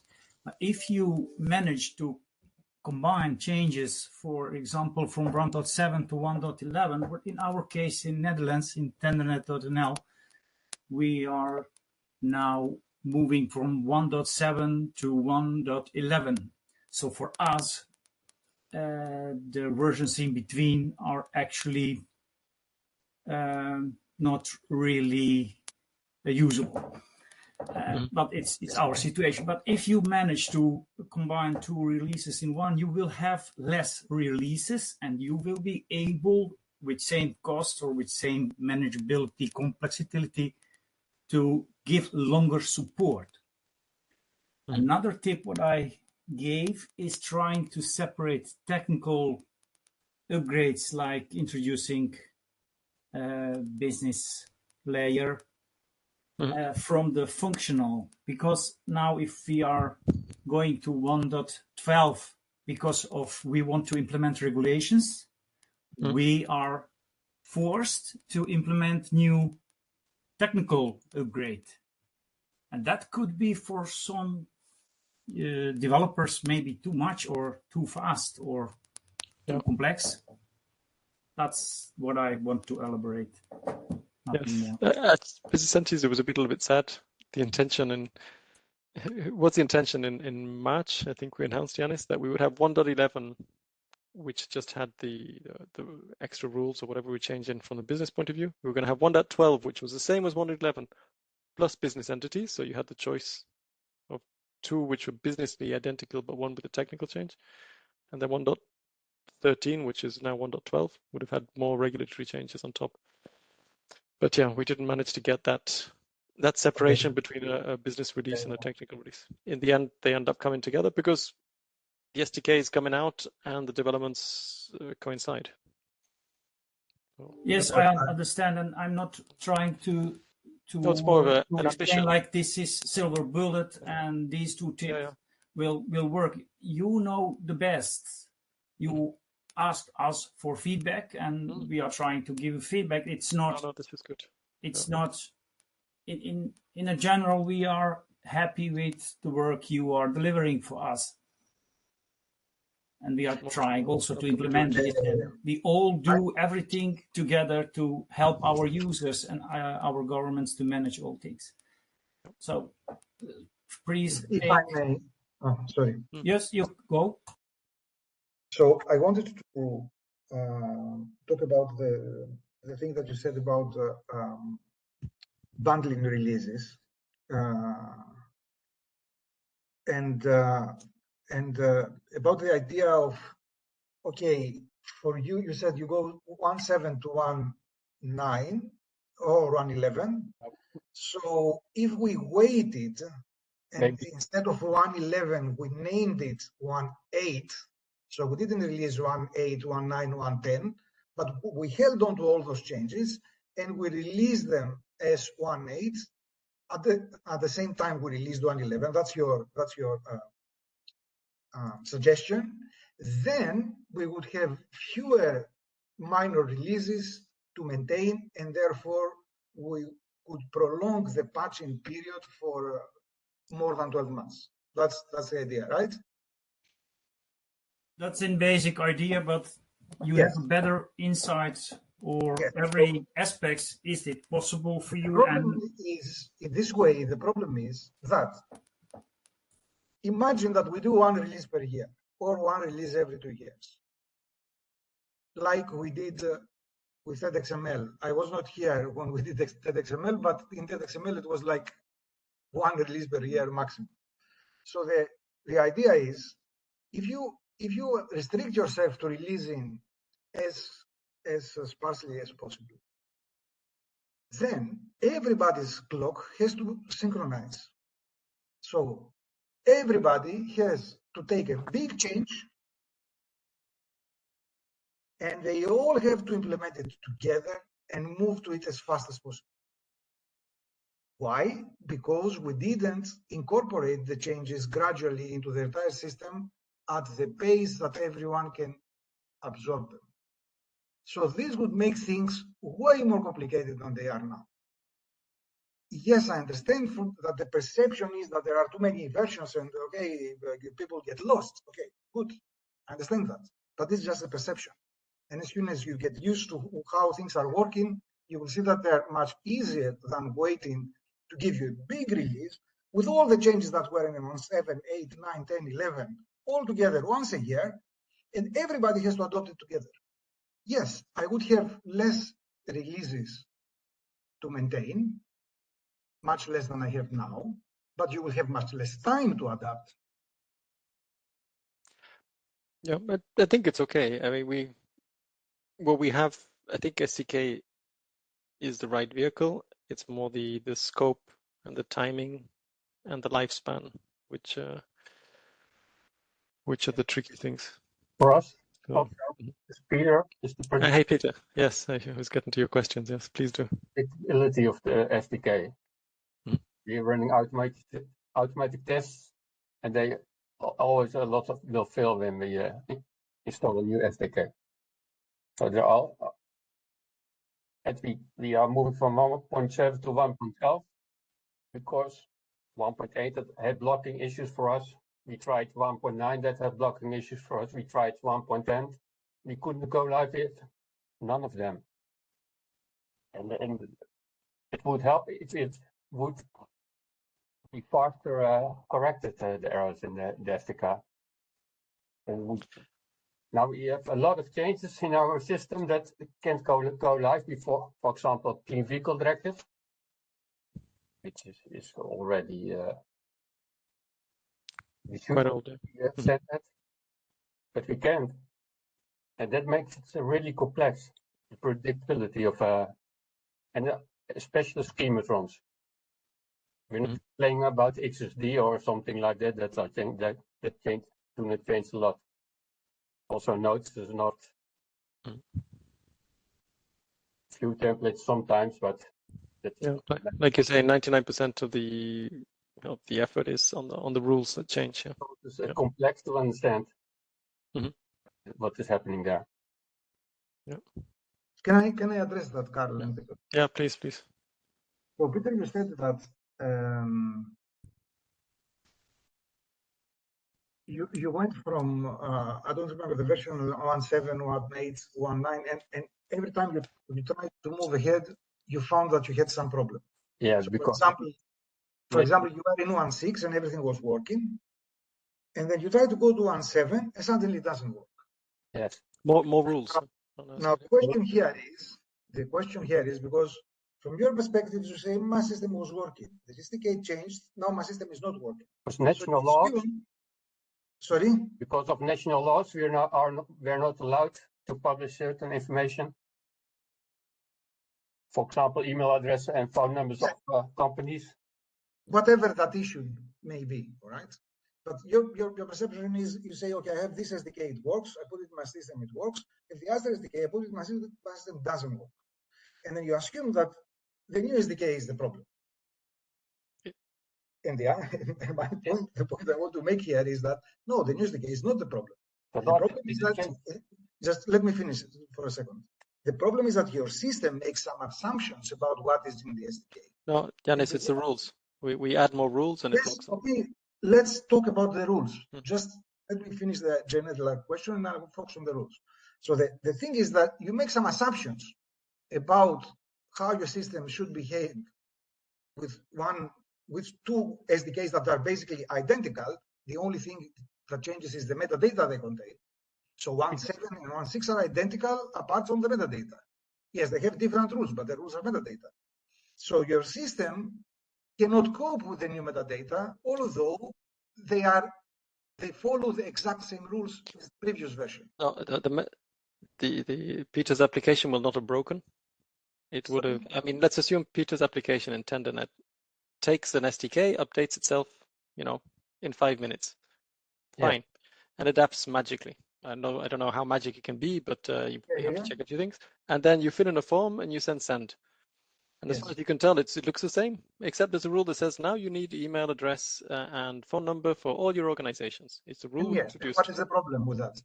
If you now need it, why is that the problem? No, it's not needed. It's something we introduced in an SDK because we've been progressively adding lots of rules, especially with 1.7. We add massive amounts of rules.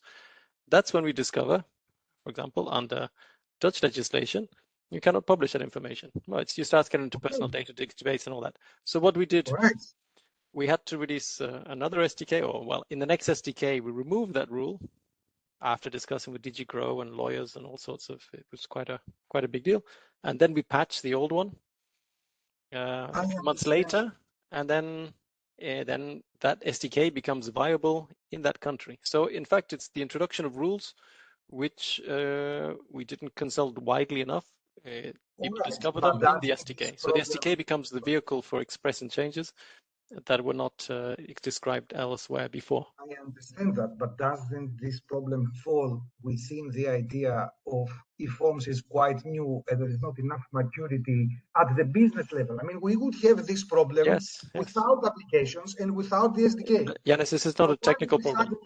Don't worry. Why do we suddenly try to solve this problem by reducing the frequency of updates of the SDK? It is irrelevant. This problem we would have these problems without any technology in place, because the problem that you are describing has to do with the publications office not speaking with the Danish government to figure out what rules should be in place. That's part of it. If we use humans to implement eForms, we would still have this problem. And therefore, we cannot solve it by changing the frequency of releases of the SDK or by saying that the SDK is unstable. Yeah, I would say there is a correlation with the number of SDKs because, for example, Peter, he's reading 3-4 release notes to try to understand what's in each SDK because he's going to jump over 3 versions in one go and say, okay, I have to accumulate all those changes and see where I'm at the end. And okay, you can compare different SDKs one by one. If you only had one, you'd have one release note which would neatly consolidate for you. So there's a convenience side of that for sure, and the effort and in the end, the surprises would be a bit more consolidated. I would say we should. I hope really after SDK 1.11 we've got past the wave of rules. I think that SDK will. The point I'm trying to make is from our side we're trying to adapt and listen to you and it's okay, Yanis. Okay. From the things that you suggest, find ways to improve what we do so that we make it easier for you. But by listening to the feedback that I hear today, I'm giving you my first reaction. Maybe my first reaction is not correct. Of course, there's going to be a second one. But my first reaction is that bundling them and forcing everybody to update at the same time. No, not at the same time, but bigger chunks of changes together. Yes, but bigger chunks means that everybody has to update at the same time. No, if you've got 2 years, you do your chunk when you want to. Yes, but to have 2 years, you have to get the permission of DG Grow and Parliament and the legislative body. Yes. So it's a business problem, not a technical problem. Normally, we don't have Peter, please tell us. Because of Clean Vehicle Directive, the FSR, we only have, in practice, we only have in half a year, something about that, to go to a new SDK at this moment. Yeah, well, 1.13 on paper gives you 4 months to move to it. Yeah. That's what the regulation said. It's Doesn't make sense. That's not a technical problem, is it? It's the regulation. I try always a new SDK to see what happens. Can I just to jump in? Just to jump in. I would like to start to calm down the discussions. I'm following a bit, and I feel a lot of how you say. Yeah. So threats. First of all, that the timeline between November and end of February was too short is my fault. No one realized this. It was my idea. I should have done something different. I said already earlier, we will work on a governance document to provide more clarity on how we will deal with updates and how this also fit better with amendments. Because personally, I would also provide fewer releases, but with more changes than to have small changes, many releases with small changes already. And I think also Carl said this earlier. When you look at how many releases we had last year and how many releases we have this year, it's already less. And I'm certain there will be fewer releases in the fewer releases in the future. We have to see how we are going to manage this in a way. Something that has changed and that will that has changed is there will be new amendments changing what was technically implemented. The other thing, and I would very much, and I hope that from also from the member state side, we will find a way of simplifying eForms in the way we have currently with the new amendment. I think we have 46 forms. And some of them are hardly used. It would be good somehow if we can find a way to technically have less forms. That would be, for me, an important goal, to harmonize this. The reason why we have also so many different forms is because the directives themselves are not equal. They have sometimes minor changes that led that we in the end decide to have multiple forms for each directive. This is not the way it should be. So if we are finding ways of having fewer forms, that would be, I think, that would be incredibly helpful for all of the sites. I'm, for example, but that is not me. I'm not so happy that we have so many different PIN forms. It comes from the directive, and yeah, and certainly, but that is for the long term. If the procurement directives will be revised, this will have, of course, again, an impact on the forms.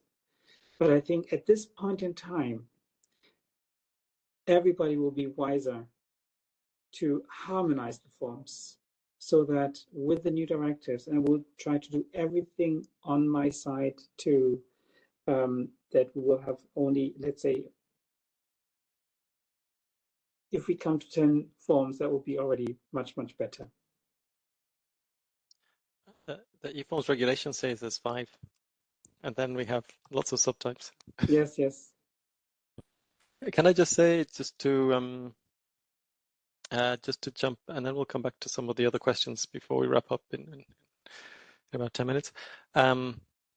For this SDK 1.12, just to appreciate what Mark Christopher is doing at the Commission, for the regulatory changes, they have some guides which I linked to in the presentations. And this is possibly the first time where the information that we're trying to put out is consulted and shared upfront before we implement them.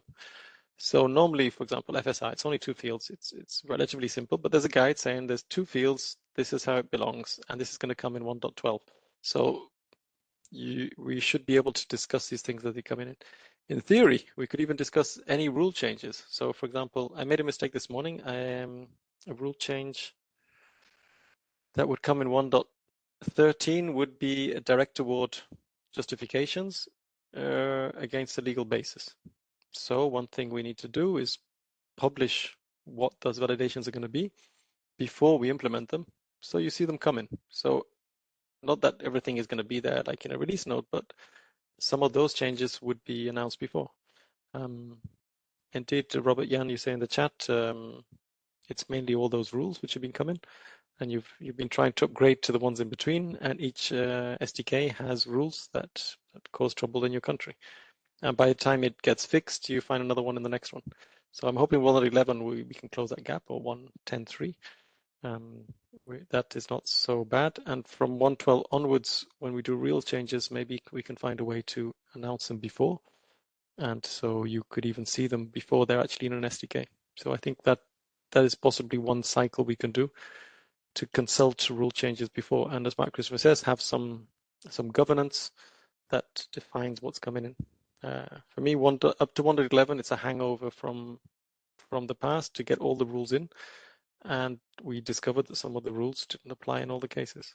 I mean, sometimes it's national things, but some of them are wrong in every case. And we've had to improve them, patch them, backport them. I mean, 1.11, I think there were like 7 or 8 rules we had to backport. And the ones we backport are the ones which are, legally wrong or something like that. If I can also just jump, so Emily, hi. For the timeline, in some countries, like in Germany, you have a German SDK, and you need time to do it. So 12 months is very short. So I'll say, Emily, you probably want more than 12 months for an SDK. So 2 years seems popular. Stéphane, bonjour.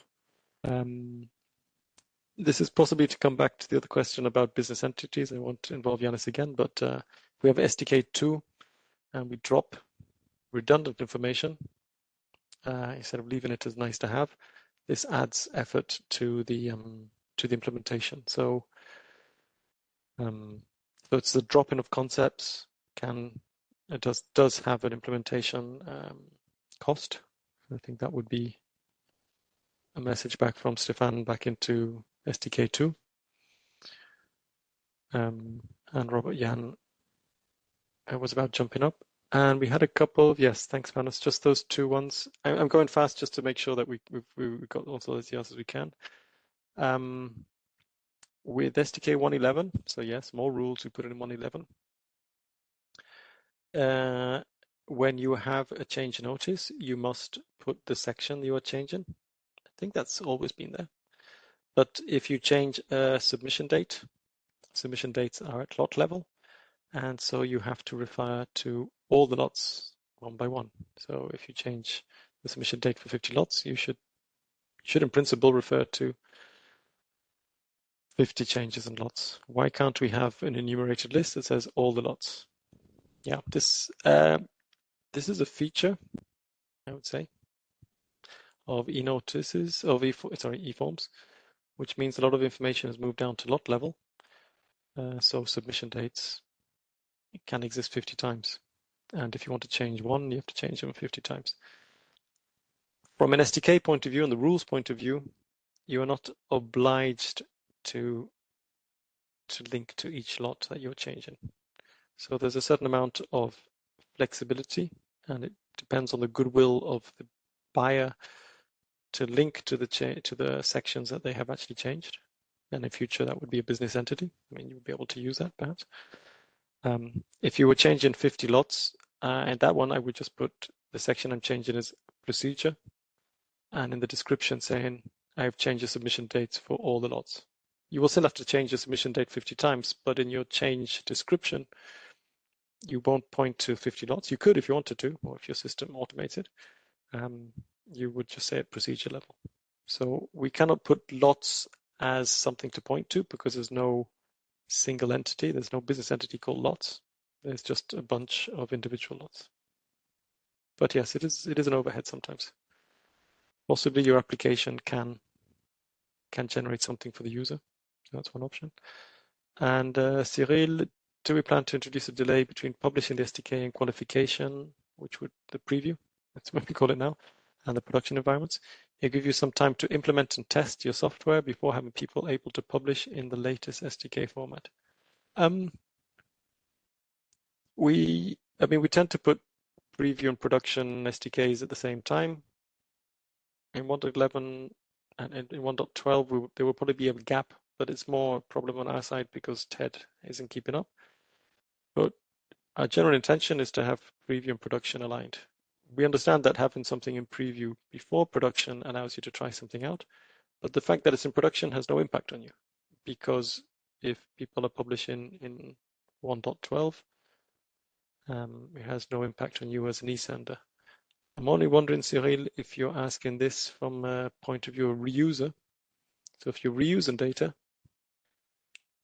it hits you immediately, that you will start having SDK, the latest SDK in TED with little warning, because we switch e-notices too. So all your Polish notices, all your Greek notices will switch quickly.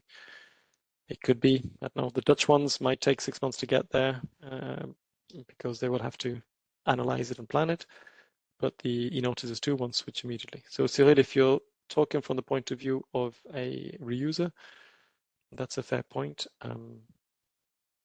I'm not sure we'll ever do that if we had the choice, because usually we want to get SDKs to our users as quickly as possible because they have improvements. And our users, from an application point of view, are e-notices too. So we switch e-notices too as quickly as we can. But Cyril, if you're talking as a reuser, I can see the point. It can be awkward because the XML might change, and if you're a reuser of data, your SDK changes, your XML changes from one day to the next with little chance to try it out. But yeah, possibly a week, we could keep them apart or something.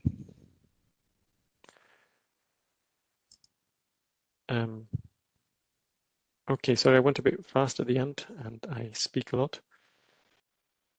Any other questions? Does anyone want to take the floor briefly? Say a few words. That's not me or Yanis or Mark Christopher.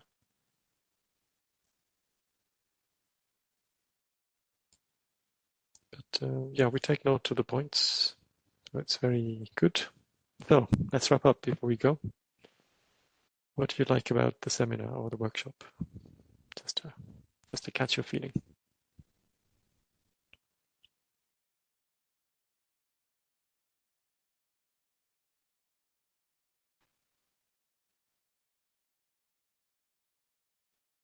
Yes, I appreciated the discussion. It was nice to have time to talk, because sometimes it feels it's a one-way, too much of a one-way system. Just following. Actually, we're based in Luxembourg, so you're not following the directives from Brussels, but okay, Brussels takes a lot of blame, as we saw recently. And yes, indeed, don't worry to be blunt with us. We can take it, and it's better to get your feedback than feedback at all. Shared concern, yes. As a previous head of unit, Manuela used to say, we're all in it together. So we have to try and manage the parts that are in our control and influence the parts that are a little bit out of our control. But I can assure you, Mark Christopher in Brussels, he's trying his best to moderate the regulatory noise. Lunch break, that's good. Yes. Yes, 2 hours gives us also time to check your questions and get you some answers. The Q&A is good. Big notices, yes, we know that's an issue, but try out your big notices. If you've got some big notices, try them out in preview, see if you can break them, and let us know. So try and push the system. Info is interesting. Yeah, thanks, Aito. So, okay, so the feedback survey It's going to be open. It's like, what did you think about the survey? If you've got any other thing you want to share with us, anything technical, business, whatever. So yeah, the rest of this year will be SDK 1.12. We hope we can share that with you soon. Keep up to date with GitHub to keep up to date with that. We'll email everyone about the extension in the extended lifespan for 1.6, 1.7, 1.8. So even if you didn't make it today, we're going to try and reach everyone. And then you'll see if your additional email is properly entered in your profile. We take the point about profiles for access and who has access. See what we can do. Nothing, it's probably not this year, but we'll bear it in mind. We'll try and get some draft minutes, well, Q&A to write down what we've said on the website within a couple of weeks. And then it may take us another few weeks to get the final version, but we try and get the bulk of the replies in written out to you. The presentations are online, both of them now, if you want to catch them.